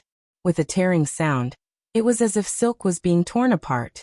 Under the threads of lightning, layers of lightning bolts rushed out like dragons and crazily collided with Jade Archive Xiaohua's finger. Jade Archive Xiaohua frowned and made a grabbing motion with his right hand. Buzz! Tens of thousands of layers of crystal-like light shields instantly appeared and trembled as they imprisoned the space several meters around the threads of lightning. Boom! Boom! Boom! The threads of lightning were also powerful. They crazily attacked the restriction and broke through layer after layer. In the blink of an eye, tens of thousands of layers of restrictions were like blooming flower buds. This is the restriction set up by Suji. Feeling the familiar fury of lightning within the threads of lightning, Jade Archive Xiaohua pondered. However, this restriction seems to be targeted at the inheritance item inside. When I forcibly broke the restriction, it triggered the restriction. While Xiaohua was thinking, Jade Archive Xiaohua's right hand made a grabbing motion. Hum hum hum with several explosions, tens of thousands of light barriers appeared once again. When the horned dragon-like lightning threads disappeared, 90% of the light barriers had been penetrated. Boom! The threads of lightning disappeared, and the lightning ball also turned invisible. At the same time, a 9-colored beam of light let out a loud roar and rushed high into the sky. The 9-colored beam of light was so gorgeous that it reflected on Jade Archive Xiaohua's face, and made it look sparkling and translucent. Inside the beam of light, a palm-sized 9-tailed fox sculpture appeared. When Jade Archive Xiaohua's gaze landed on this sculpture, he immediately felt that everything in front of him was multicolored, and a kaleidoscopic world was born near Jade Archive Xiaohua. Jade Archive Xiaohua was startled, and hurriedly closed his eyes. However, the rotating multicolored world was like a flower floating in his mind, and it made him feel like he was sinking deeper and deeper. Damn it! Jade Archive Xiaohua cursed and quickly retreated. Thunder appeared between his eyebrows. Sure enough, the thunder struck and shattered the multicolored world. In front of Jade Archive Xiaohua's eyes was another pillar of light that soared into the sky. Jade Archive Xiaohua narrowed his eyes, and his eyebrows turned into lightning. Through this lightning, Jade Archive Xiaohua was able to see the colorful fox sculpture clearly. However, Jade Archive Xiaohua only glanced at the colorful fox sculpture, and immediately frowned and looked up at the pillar of light that pierced the sky. The pillar of light was still rushing up, and there was no sign of it stopping. Damn it, this inheritance item of Qingqiu Mountain is too strange. No wonder Senior Su warned I. Jade Archive Xiaohua sighed and stretched out his hands. His left hand reached down and his right hand reached up and pressed down. Jade Archive Xiaohua's hands suddenly crossed space and landed on the two ends of the pillar of light that was madly rushing out. Then Jade Archive Xiaohua put his hands together again. Boom boom boom, like the sound of the pillar of air exploding. The huge pillar of light was actually pressed into the nine-tailed colorful fox sculpture by Jade Archive Xiaohua. Then, Jade Archive Xiaohua did not wait for the nine-tailed colorful fox sculpture to make any more movements. He grabbed with one hand, and a layer of restriction fell on the painted sculpture. The painted sculpture then returned to its calm state. The Jade Archive Xiaohua frowned slightly and looked at the painted sculpture. He saw that the endless waves of light appeared again. The waves of light rippled like fine lines, and the nine-tailed fox in the painted sculpture disappeared in an instant. A strange and clever squirrel was revealed. Before Jade Archive Xiaohua could see clearly, another wave of light emerged under the fine lines and another ferocious and strange demonic beast was transformed. Oh! Jade Archive Xiaohua was surprised. In a few breaths of time, the colorful fox had changed into no less than a dozen different appearances. Along with Jade Archive Xiaohua's surprise, the beautiful appearance of Wuxia changed. That smile yet not smile, that angry yet not angry voice was like the first time Xiaohua saw it. It's really powerful, Jade Archive Xiaohua nodded. Wuxia's appearance disappeared and a nine-tailed fox's original appearance was born. The nine-tailed fox's nine tails each had a different color, and there were endless threads of light in each tail. Each thread of light contained a lot of brilliance, just like a world of brilliance. Looking at the nine-tailed fox's body, there were even more brilliant spots of light like the stars in the starry sky. Not only did they emit brilliance, but they were also endlessly rotating. It seemed that each spot of light had its own trajectory, and each trajectory revealed a kind of mystery. The nine-tailed fox's original appearance was only revealed in a split second. If Jade Archive Xiaohua was not in his space, he would definitely not be able to see it. Then countless illusions were born on the nine-tailed fox's painted sculpture, and the nine-tailed fox's original appearance could no longer be seen. Jade Archive Xiaohua closed his eyes and thought for a moment. Rumble, the karmic hand hidden in the void within the space appeared. The big hand grabbed, and the nine-tailed fox's painted sculpture flew out of thin air, and slowly fell into the big hand. The painted sculpture just touched the karmic hand, and the endless spots of light contained in the painted sculpture immediately flew out like butterflies and landed in various parts of the big hand. Swish swish swish, strange fluctuations rushed out from various parts of the karmic hand. These fluctuations intertwined with each other, and pieces of light and shadow drifted down like fragments where the fluctuations intertwined. And within these lights and shadows, there were pieces of small worlds hidden within them. Slowly, the nine-tailed fox's painted sculpture merged into the karmic hand, and the space near the karmic hand trembled. In the trembling, it was as if there was an invisible chisel, chiseling out the unclear lines on the karmic hand one by one.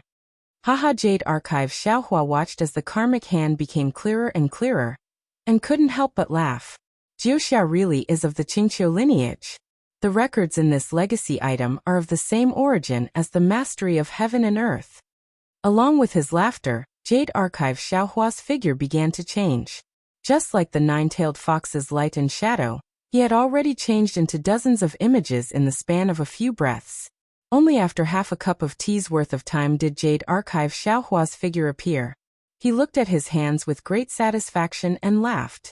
I previously thought that my transformation technique was pretty good, but compared to the Qingqiu lineage's transformation technique, It's like the difference between heaven and earth. The Qingqiu lineage's so-called understanding of yin and yang, and being adept at transformation really isn't a bluff. Let the karmic hand comprehend the yin and yang technique. I will learn this transformation technique, and in the future, I'll be able to deceive the 3 continents. Chapter 4496. With that thought in mind, Jade Archive Xiaohua emerged from the space and focused his mind on his physical body. His hands did not seem to make any hand seals as his physical body began to slowly transform. First, it was various forms of humans, then beasts, and finally plants and flowers. It was incredibly lifelike.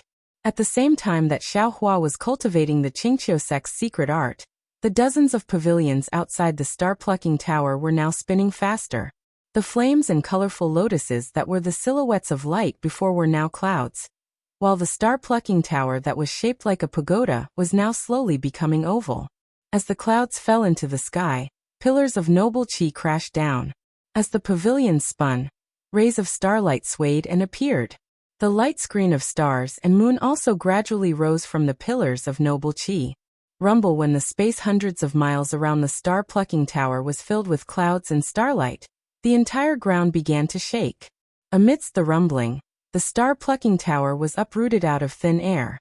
Beneath the ground, the star-plucking tower's foundation broke through the ground.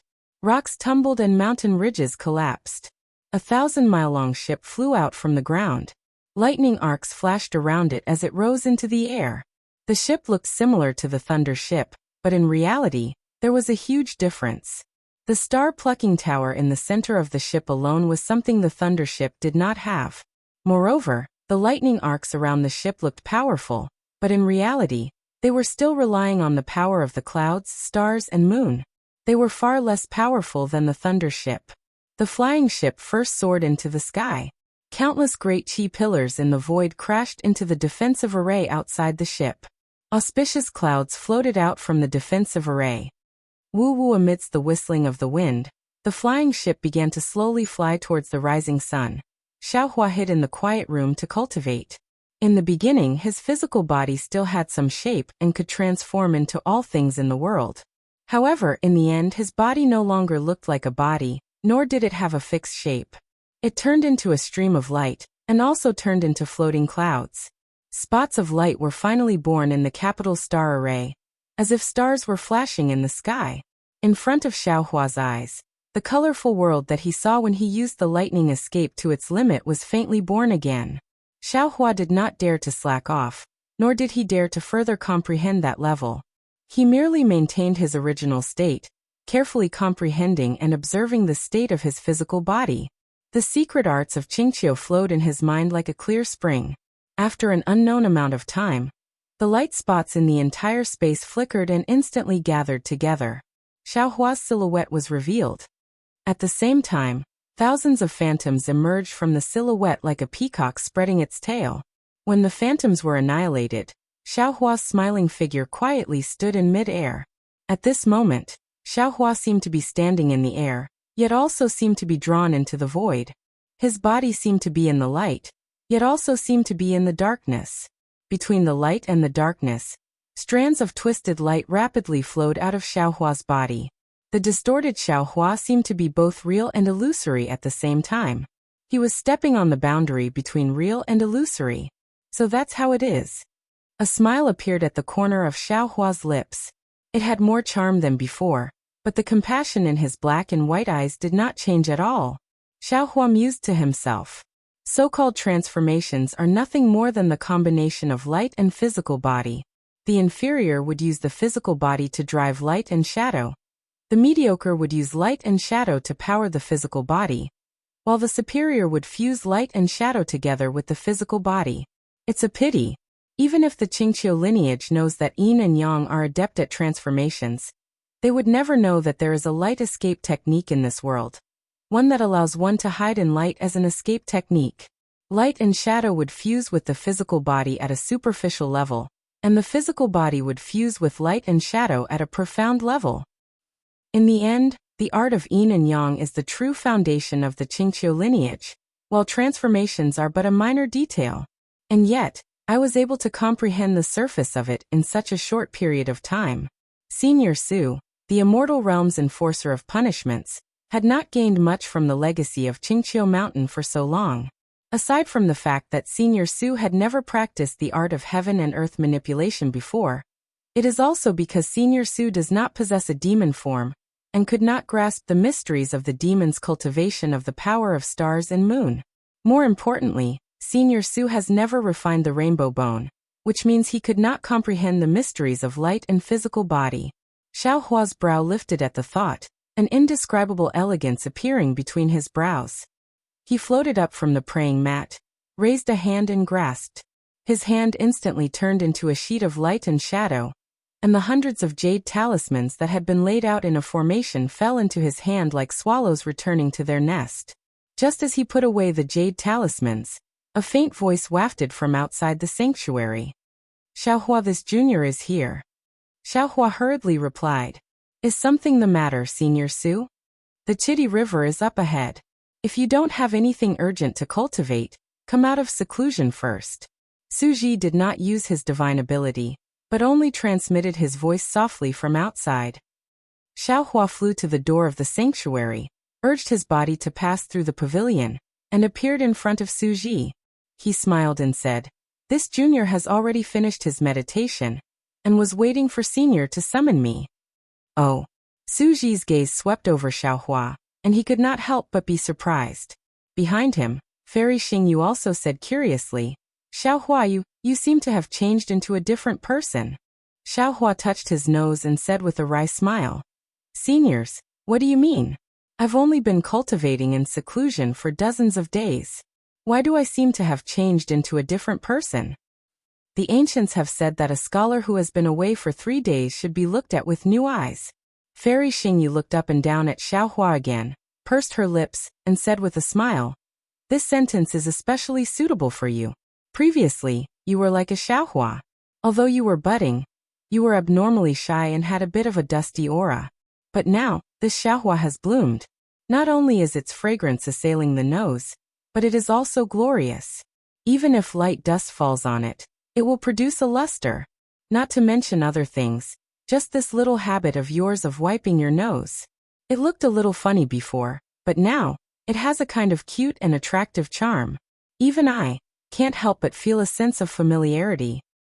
"Elder sister," Xiaohua said with a wry smile, "can you not be so mushy? Why does it sound like there's a lot of cosmetics?" "Xingyue is right," Su Ji said meaningfully. "You have indeed made me look at you in a new light. Senior, you flatter me." Xiaohua understood tacitly and bowed. "This is all thanks to Senior's kindness. This junior dares not forget it." Su Ji helped Xiaohua up and said, "Opportunities are opportunities. This is the will of the heavens." "What are the two of you doing behind my back again?" Fairy Xingyu asked. When she saw the two of them acting like this, she immediately understood something. "If you give Xingyue to Xiaohua, I will consider telling you." Su Ji turned to look at Fairy Xingyu and said calmly. When Xiaohua heard this, he smiled wryly in his heart and thought, "Senior Xiao, are you trying to help me or set a trap for me?" Xiaohua naturally wanted Xingyue, but Fairy Xingyu clearly had her own plans and had no intention of handing it over to him. When Xiaohua encountered the betrayal of the two Zhaixing Lu, he did not express his intentions. He only asked Fairy Xingyu to investigate it herself. He had already made his attitude clear in advance. Zhaixing Lu had nothing to do with him. Since Fairy Xingyu saw that there were some problems with Zhaixing Lu, she must be able to predict that Zhaixing Lu would be in chaos in the future. Given this, Fairy Xingyu might have the intention of entrusting Xiaohua to him. Now that Su Ji had said this, even if Fairy Xingyu had such thoughts, they would definitely be dispelled by Su Ji's words. Sure enough, Fairy Xingyu smiled coldly and said, "It's up to you whether you want to say it or not. The matter between two men has nothing to do with me. I just taught a few more secret techniques of the immortal world. Who doesn't know how to do it? Teach me if you have the ability." Su Ji retorted sarcastically, as if he was looking for trouble. Fairy Xingyu was slightly taken aback. However, after a moment she smiled and said, "Of course I know how to. However, that will have to wait until he reaches the immortal world. Let's go." Su Ji glanced at Fairy Xingyu, knowing that she was warning him. However, he did not take it seriously and said, "The Star Moon Palace is already close at hand. Aren't you anxious at all?" Fairy Xingyu straightened up and stretched. Her slender body was not much different from Su Ji's. Then Fairy Xingyu yawned and said lazily, "I was naturally excited the first few times. However, I'm used to disappointment now. Even though I've made so many preparations for the appearance of the Star Moon Palace, I don't dare have any more extravagant hopes when I think about the possibility of failure." Su Ji frowned and said, "Didn't I tell you? With Xiaohua's help this time, there won't be too much of a problem. Your divination technique?" Fairy Xingyu smiled slightly and asked in return, "If there was a well-tested divination technique in this world, would you still be banished to the 3 continents? If your divination technique was really useful, would you still need to explore the Star Moon Palace for the 9th time? In this world, there are many fickle people. There are many feelings of loss and loneliness. Change is the essence of the heavenly way. You and I are just ordinary immortals. We can't take a peek at the heart of the heavenly way." Needless to say, Su Ji could already sense the deep sense of loss in Fairy Xingyu's tone. Xiaohua also understood that Fairy Xingyu's heart had been hurt by the 2 traitorous stargazing tower masters. Thus, she had doubts about the entire Star Moon expedition. Su Ji opened his mouth, wanting to say something. However, when the words reached his mouth, he swallowed them back down.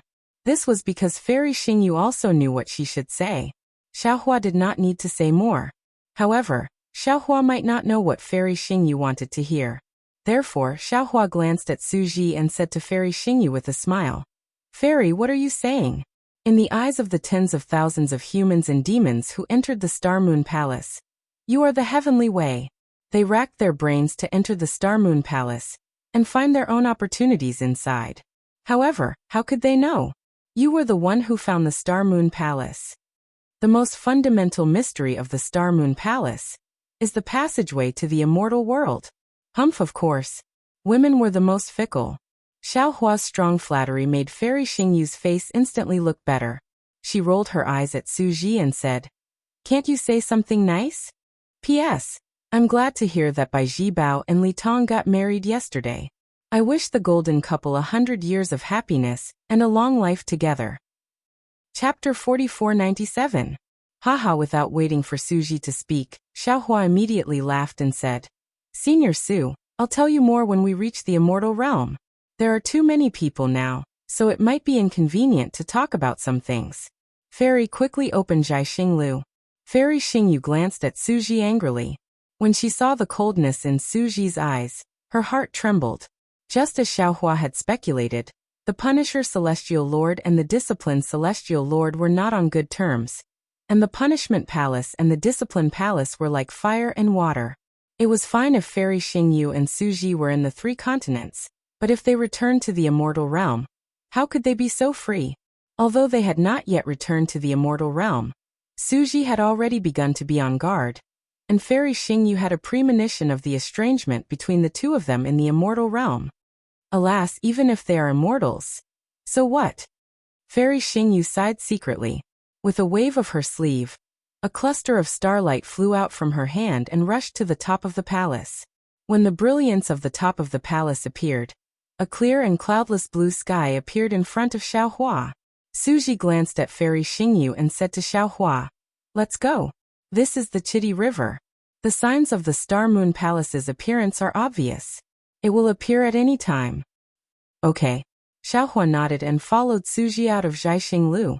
At this time, Zhaixinglu stopped on a mountain range.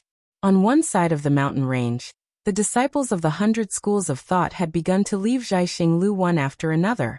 The disciples of Zhaixinglu, as well as the cultivators who had been selected to follow Zhaixinglu into the Star Moon Palace, flew to the other side of the mountain range. Xiaohua had just looked around when suddenly, an indescribable wind whistled in the distance. Xiaohua hurriedly turned his head. In the east, a majestic river seemed to have come from the sky. It rushed across the ground and fell to the end of the sky. The river seemed to be endless, and also seemed to be bottomless.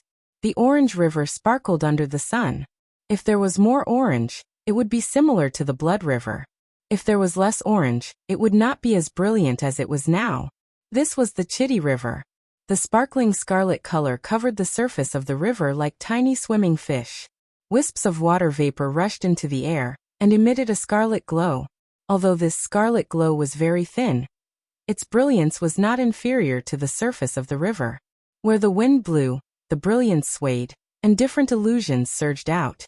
Occasionally, some clouds would surge and turn into colored glass, precious pearls, ingots, pearls, and other shapes, making them even more dazzling. Although the scenery of heaven and earth was vivid, after looking at it for a while, Xiaohua felt somewhat bewildered. This was because above the surface of the river, the sound of the wind could be heard. Huge gusts of wind whistled past, as if there were many wind tunnels. The strange sounds were even more soul-stirring than the wails of ghosts and howls of wolves. However, in this violent wind, the surface of the river was picturesque, and the waves were like flowers. It was no different from the usual calm and tranquil waves. What was special was that under those thin ripples, the river water did not have any impurities. It was incomparably clear and bright like a crystal. At a glance, one could see more than a dozen feet. Under the surface of the water, perhaps there were some swaying aquatic plants, perhaps there were some floating algae, but no matter if it was fish, shrimp, or river worms, there were no traces of them. Xiaohua was just about to release his divine sense to investigate, when boom, the sound of an explosion resounded from several thousand li away in the sky. Immediately, 10,000 waves surged violently like a tide, hiding the sky and covering the earth as they smashed down, covering an area of 10,000 li. Under the waves, an indescribable distortion appeared in the sky of 10,000 li. This distortion was like tens of millions of tiny vortexes. Not only did the nearby airflow mutate, crisscrossing and attacking, even the splashing sunlight flashed with light. The entire space of 10,000 li was filled with these waves, as if an enormous bubble was rapidly spreading in all directions. The ripples soared high into the sky, and clouds were torn apart one after another. Many fine spatial cracks could be faintly seen. The ripples crashed into the river surface, and many ditches that were several feet long were torn open. The ripples blew across the ground, and sand and pebbles were sent flying. Thousands of spiderweb-like cracks appeared on the ground. However, the surface of the river still did not show any waves. The sand and stones on the ground rushed up several feet, and then fell back down. It was as if a large hand was firmly pressing down on the space of several thousand li. Xiaohua's gaze fell on the waves of space. Similar to the nine-tailed fox painted sculpture, layers upon layers of light entered Xiaohua's mind. Tens of thousands of balls of light attracted Xiaohua's gaze. Although Xiaohua tried his best to avoid his gaze falling on these balls of light, in a flash, a spot of light had already appeared in front of him out of thin air. Boom! The moment Xiaohua's gaze fell, a primitive catalog crashed into Xiaohua's mind. This prehistoric catalog was a little different from what Xiaohua had seen before. Although the mountains were extremely tall and the water was extremely deep, the mountains were collapsing and the water was pouring down. Amidst the rumbling of the mountains and rivers, there were many incomparably huge figures crazily fighting. These figures held lightning in their hands and spat out stars from their mouths. With a single punch, the sky would collapse. As their gazes wandered, the stars would explode. All kinds of indescribable wills and unparalleled power swept through the entire primitive world. These wills were extremely provocative and tyrannical. Even the incomparably huge primitive world could not withstand these wills. Xiaohua was already at the grand ascension stage of the human race, and he had also experienced the ruins and the primordial continent in the past, but as soon as his spiritual sense came into contact with these consciousnesses, he was struck by a sense of inferiority, and a sense of acute pain welled up in his mind. Xiaohua did not dare to be negligent. He hurriedly withdrew his gaze and his scattered divine consciousness from the balls of light. However, in the space within 10,000 miles, a remnant red color had already appeared. The moment Xiaohua's gaze fell, the sky gradually darkened. The setting sun, which was supposed to be setting in the west, shone listlessly in this space. Pieces of broken spiritual consciousness, rays of light that had been stripped away, and strands of remnant spiritual consciousness wandered helplessly in the blood-red color. Just as Xiaohua was about to sigh, a wave that could destroy the heavens and the earth was born in the center of the space. A hurricane suddenly rose with the wave, and thousands of miles of space were torn apart. Wave after wave of collapse spread in all directions. In just an instant, the 10,000 miles of space that was previously covered completely disappeared. The balls of light were void, and the waves were void. Even Xiaohua's divine consciousness, which had fallen into the space, was not spared. The collapse of the space was very strange.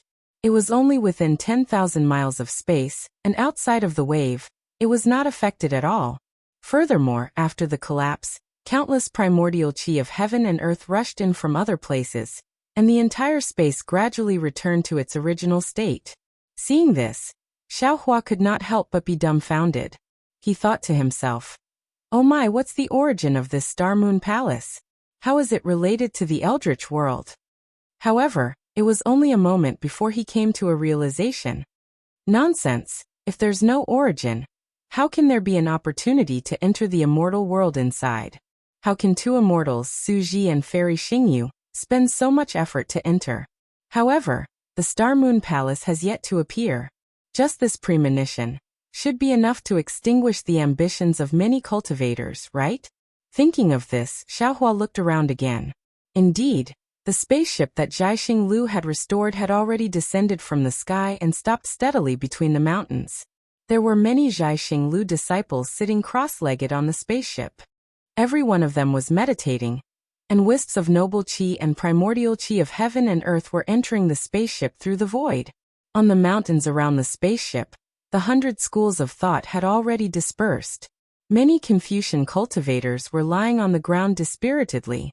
Some had blood at the corners of their mouths, some had blood seeping out of their 7 orifices, and some even had holes in their heads.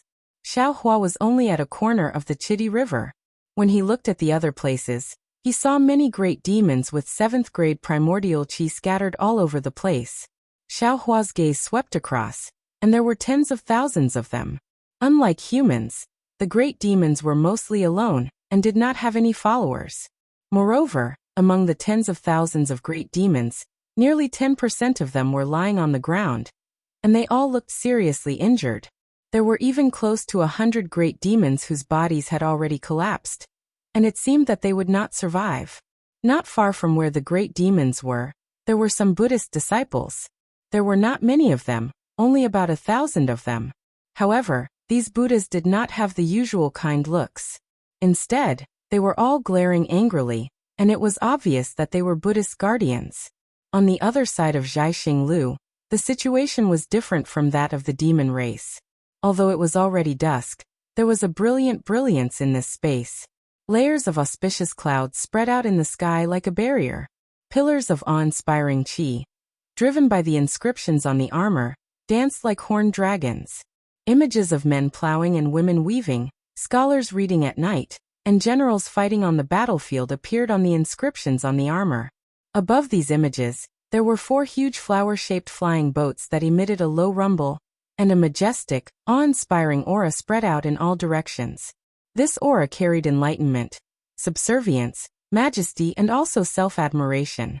Oh, just as Xiaohua was about to take a closer look at the 4 flower-shaped flying boats, a slightly puzzled voice sounded in his ears. "Why aren't you reacting?"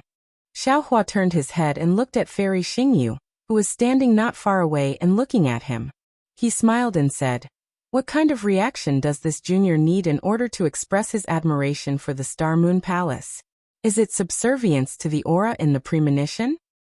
No, Fairy Xingyu was obviously not attracted by Xiaohua's deliberately awkward choice of words. Instead, she shook her head and said, "You definitely have some secrets that you have not mentioned. The premonition of the Star-Moon Palace is extraordinary.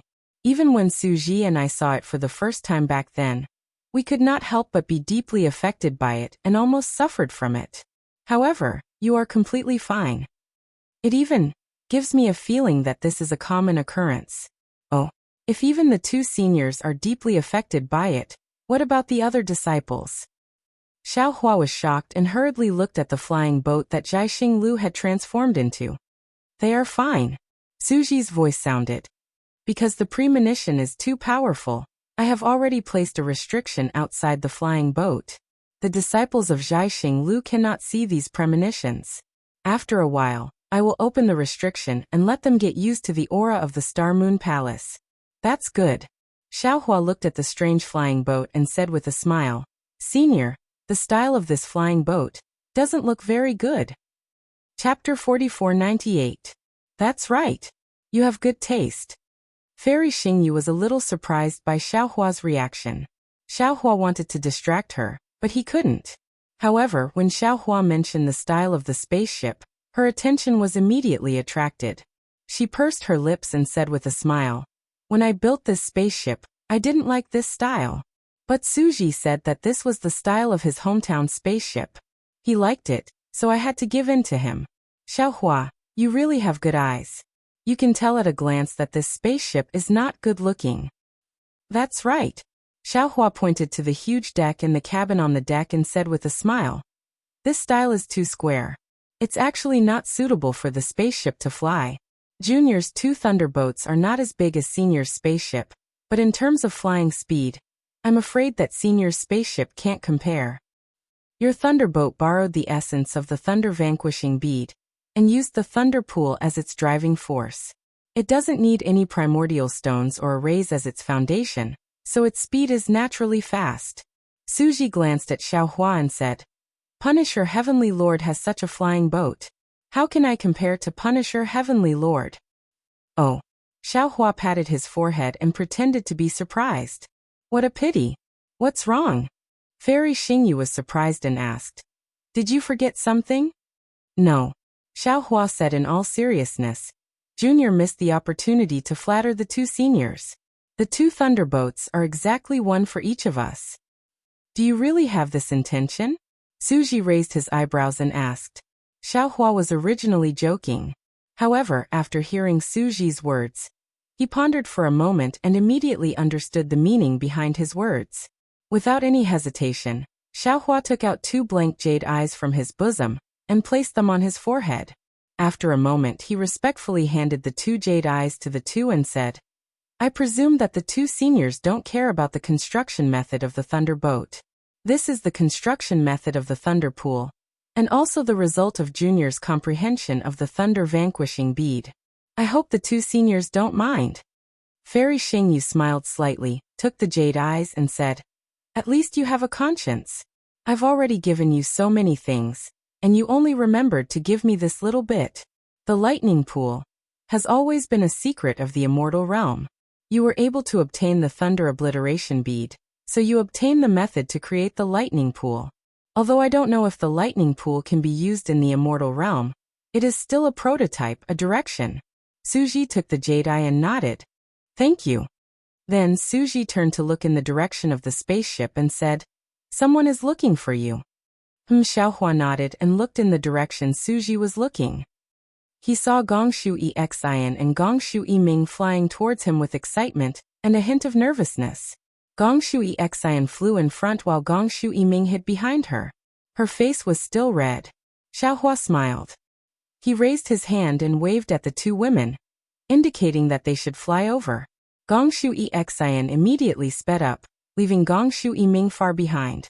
Gongshu Ming stomped her feet in the air and chased after them.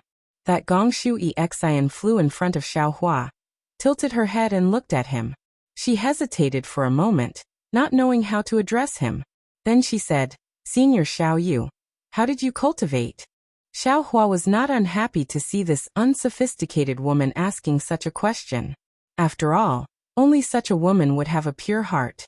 It was precisely this kind of cultivator that could be favored by the heavenly Tao. But he still said angrily, Palace Master Xingyue and Senior Su are here. Why don't you greet them first? Yes, I was wrong. Gongshu Exian was straightforward. She hurriedly bowed to Fairy Xingyu and Suji and said, Greetings to the 2 seniors.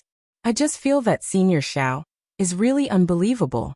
When I saw him last time, he was only about the 5th level of essence energy. In just 200 years, how did he reach the Mahayana realm? I really don't understand. I remember that I blood sacrificially refined an imperial artifact to test my age. Seeing Gongshu Exian speaking so casually, as though she was an old acquaintance of Suji and Fairy Xingyu, Xiaohua coughed twice and said, Missy Xian, yes, senior. Although Gongshui Xian was speaking to Fairy Xingyu, her ears were perked up.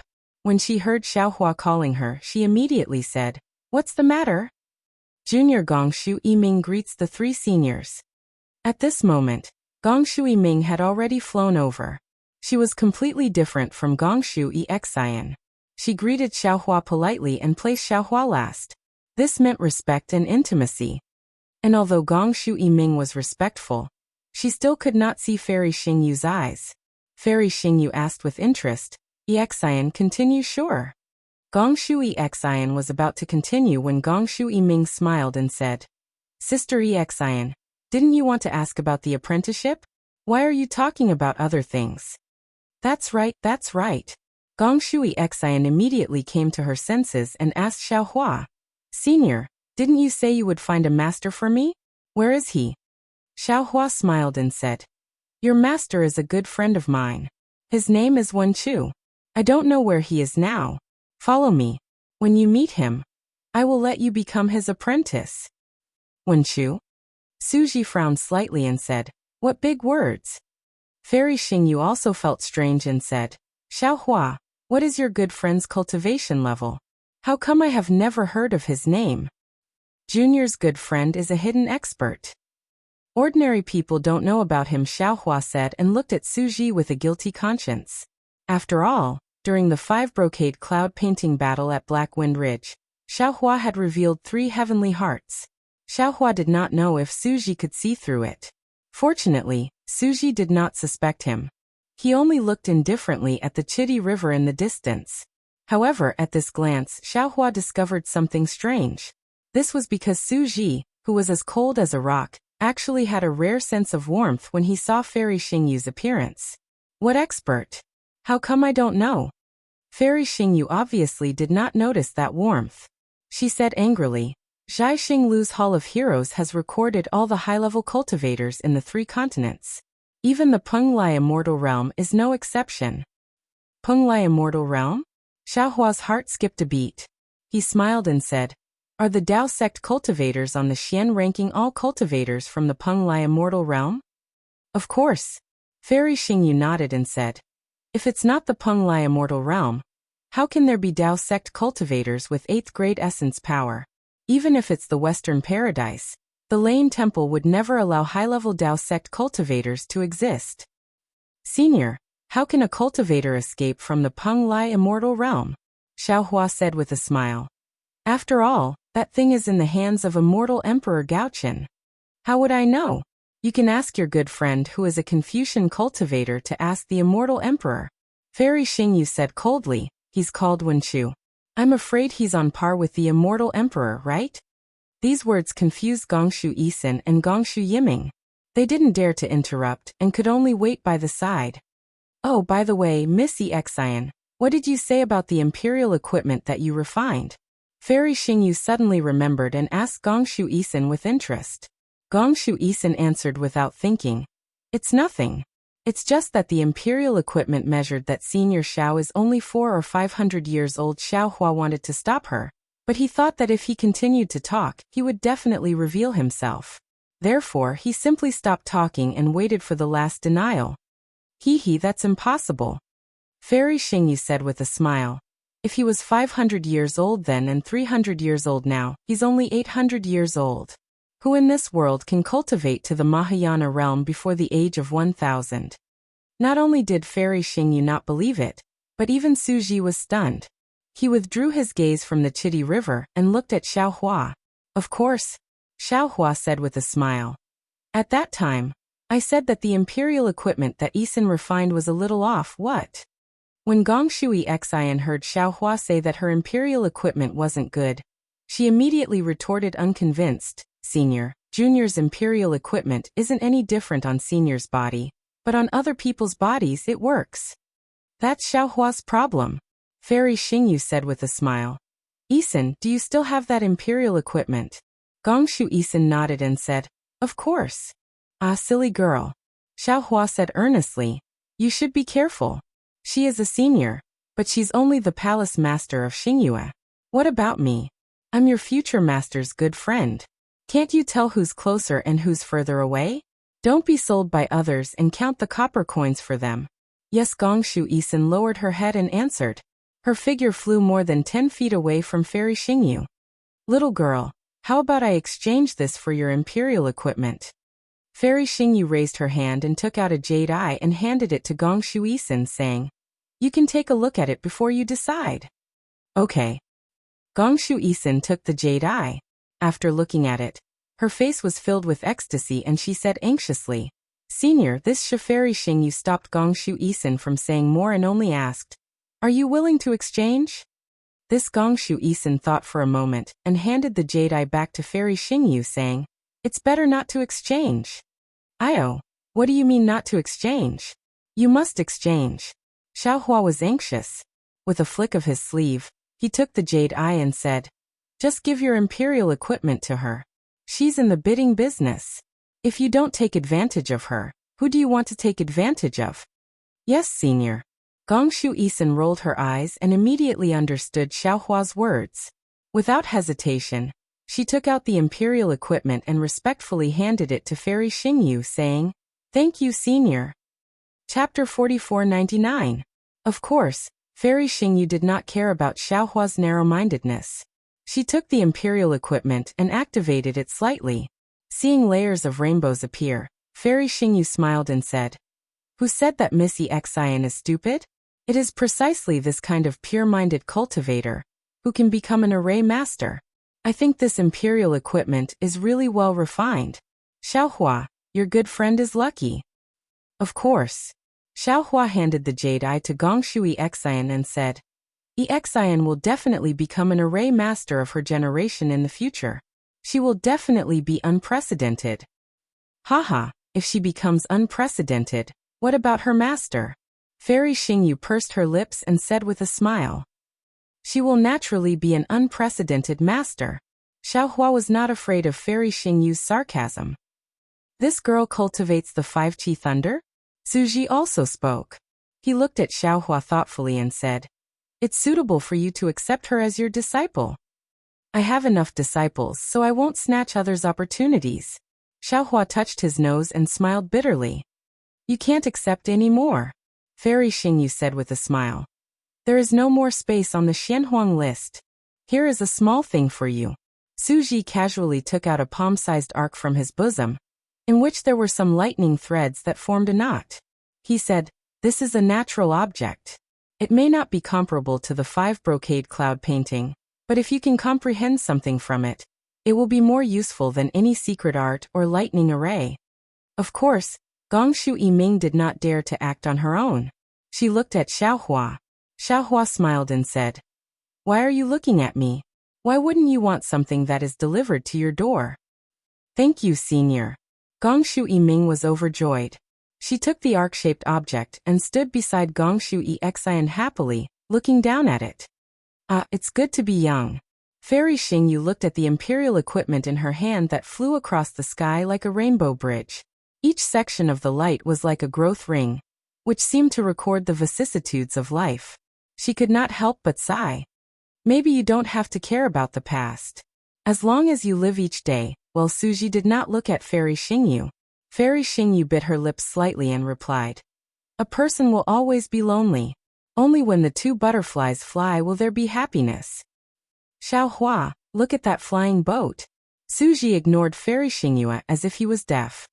He pointed at a strange flower-like flying boat in the distance and said, That's the Dongfang family's bamboo flying boat. Bamboo flowers? Xiaohua stared blankly for a moment, then asked curiously, The flowers of bamboo? Don't tell me bamboo can bloom? Suji replied indifferently, Bamboo will naturally bloom. However, there is a saying in ancient books.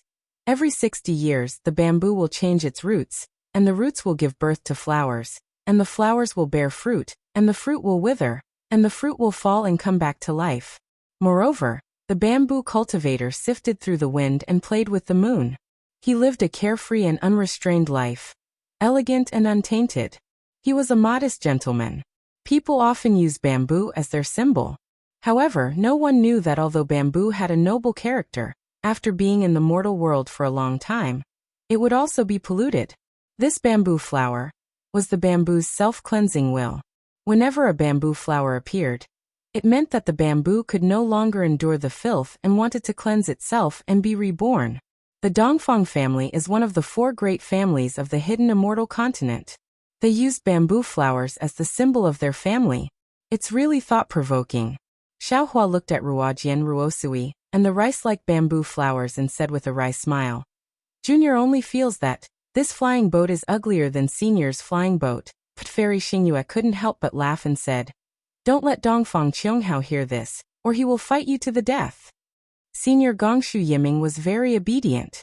At this time, he had already received the things that Suji gave him. He carefully pointed at another flying boat and said, That orchid-like flying boat belongs to the Shiman family. And this Xiao understands. Xiaohua nodded. An empty valley, a solitary flower, elegant and pleasant, is a virtuous person in the world. The Shiman family wants to be a solitary flower, but this Xiao doesn't know much about the 4 great families. I don't know if they can do it. All solitary flowers are fake. If they want to be a solitary flower, why would they appear in front of the Xingyue palace? Fairy Xingyue smiled coldly, looking very disdainful of the 4 great families. Xiaohua smiled slightly and pointed at the flying boat that was blooming with plum blossoms. He said with a smile, This is a noble person with lofty ideals. He stresses on exploring the waves and cutting the snow and ice. I'm afraid he's from the Nangong family, right? Senior is wrong. Gongshu Yiming corrected him bluntly. The Nangong family stresses elegance and independence. They don't follow the trend of the world and want to be a hermit. Their symbol is the chrysanthemum. Hearing this, Xiaohua also snorted and said lightly, Senior Xingyue said that the Shiman family's solitary flower is empty, but I said that the Nangong family's independence is bullshit. If they want to be a hermit, they can just hide in the mountains. Why do they have to show off here? Speaking of this, Xiaohua suddenly asked, Senior, the ancients often say that plum blossoms, orchid bamboo, and chrysanthemum are the 4 gentlemen of flowers. They stress on pride, seclusion, firmness, and indifference. Junior wants to ask, is this ancient person earlier than the 4 great families? Haha, without waiting for Xiaohua to finish speaking, Fairy Xingyue understood his meaning. She covered her mouth and laughed. Is there a need to ask? This ancient person, of course, is after the 4 great families. If there were no 4 great families, how could there be Confucian cultivators? If there were no Confucian cultivators, how could there be 100 schools of contending? In that case, Xiaohua said with a smile, the title of plum blossoms, orchid, bamboo, and chrysanthemum is, some people flattering the 4 great families? Yes, if it wasn't a big flattery. How could 4 ordinary flowers be regarded as the 4 gentlemen? Fairy Xingyue also greatly belittled the Confucian cultivators. Gongshu Isin and Gongshu Yiming were dumbfounded. To be honest, they had never thought of this problem. A good illusion was actually said to be so unbearable by Xiaohua. However, if they thought about it carefully, what Xiaohua said was very reasonable. Why were the 4 gentlemen of flowers not lotus, not redbud, and not jade lotus? Why were they the most ordinary symbols of the 4 great families? Don't listen to their nonsense. Suji said in a faint tone. The predecessors can't be verified. Maybe the 4 great families picked the ones they liked from the 4 gentlemen. It's also possible. As the 5 of them spoke, the clouds above the 4 flying boats began to disperse. Many Confucian cultivators flew out of the flying boats, and these cultivators flew to different places. Some cultivators from the various families that had been resting in the mountain range also flew out and landed on the 4 flying boats. It seemed that they were going to visit the disciples of the 4 great families. It seems that there are many Confucian cultivator families close to the 4 great families. Xiaohua narrowed his eyes, looking at the Confucian cultivator disciples flying out, and said meaningfully. Fairy Xingyue said with a double meaning. Whether there are many or few, I'm afraid there are more than the Sun family. Separated for a long time, united for a long time, divided for a long time. This seems to be a trend. Xiaohua nodded. Now is the time of turbulence, and it is also the time of heroes. If so, is it also the time for the Dao sect to rise? Fairy Xingyue looked at Xiaohua and reminded him worriedly. How would I dare to think about something that even the two seniors don't dare to think about? Xiao Hua smiled bitterly. Besides, the rise of the Dao sect is not something that can be accomplished by one person's strength, nor is it something that can be achieved by one or two generations of disciples. Overestimating oneself is like a mantis trying to stop a chariot. You also know that it's like a mantis trying to stop a chariot. Suji said with a rare smile. The Dao sect in the world has declined early. Today the hidden immortal Dao sect is opened. With me, Xiao Hua, in the world. How dare I let my disciples be bullied and humiliated? Haha, Xiao Hua laughed. This is just one of my ambitions. With my strength and the time I have left, I'm afraid it's impossible to achieve it. Suji didn't say much. Fairy Xingyue smiled and said, You underestimate yourself too much. With your current ability, although you can't revive the Dao sect, the prosperity of the Dao sect is second only to the ancient times. Moreover, Xingyue Suji frowned slightly and scolded. Yes, Fairy Xingyue rolled her eyes and said. And because of your gatha, we noticed you. Xiao Hua naturally didn't believe Fairy Xingyue's words, but he didn't care that Fairy Xingyue didn't completely reveal her meaning.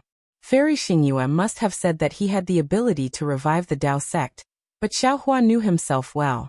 He might have the ability to fight against the immortal emperor and the Vairocana Buddha, but it was absolutely impossible for him to revive the Dao sect. The current Fortune Gate was not afraid of any of the families of Confucian cultivators, the Sun family of the Immortal Palace, the Buddhist sect, or even any great saint of the Demon Clan. However, the powerful Dao sect of the ancient times was destroyed by the joint forces of the Immortals, Buddhists, and Demons. How could the Fortune Gate be a match for the joint forces of the Immortals, Buddhists, and Demons? Seeing that the three seniors were talking about the revival of the Dao sect in front of them, Gongshu Isin and Gongshu Yiming looked at each other, and lowered their heads slightly, pretending not to hear. By the way, Suji suddenly asked, Xiao Hua, it seems that you are very resistant to the four great families. Could it be that you and the Sun family of the Immortal Palace Senior, have you forgotten? I have a good friend who is a Confucian cultivator. He is the Immortal General of the Immortal Palace. Xiao Hua reminded. Haha, I forgot. That Sun Wu is quite interesting. Suji nodded and then raised his eyebrows. He looked at the flying boat of the four great families and said, The disciples of the four great families are coming. I don't want to see them. You deal with them yourself. After saying that, Suji flew towards the Chitty River. Xiao Hua looked at Gongshu Isin and Gongshu Yiming and said, You two accompany the seniors and get to know the disciples of the four great families. Perhaps it will be beneficial for you in the future. Yes, senior. Gongshu Isin and Gongshu Yiming agreed in a low voice. They watched Xiao Hua leave with Suji. When they turned around, they saw four martial grandmasters flying towards them. Fairy Xingyue didn't care, but Gongshu Yiming didn't dare to. She hurriedly wanted to greet them, but when she saw that Gongshu Isin didn't move, she hurriedly pulled on Gongshu Isin's sleeve. Just as she was about to speak, Fairy Xingyue said, You don't have to greet them.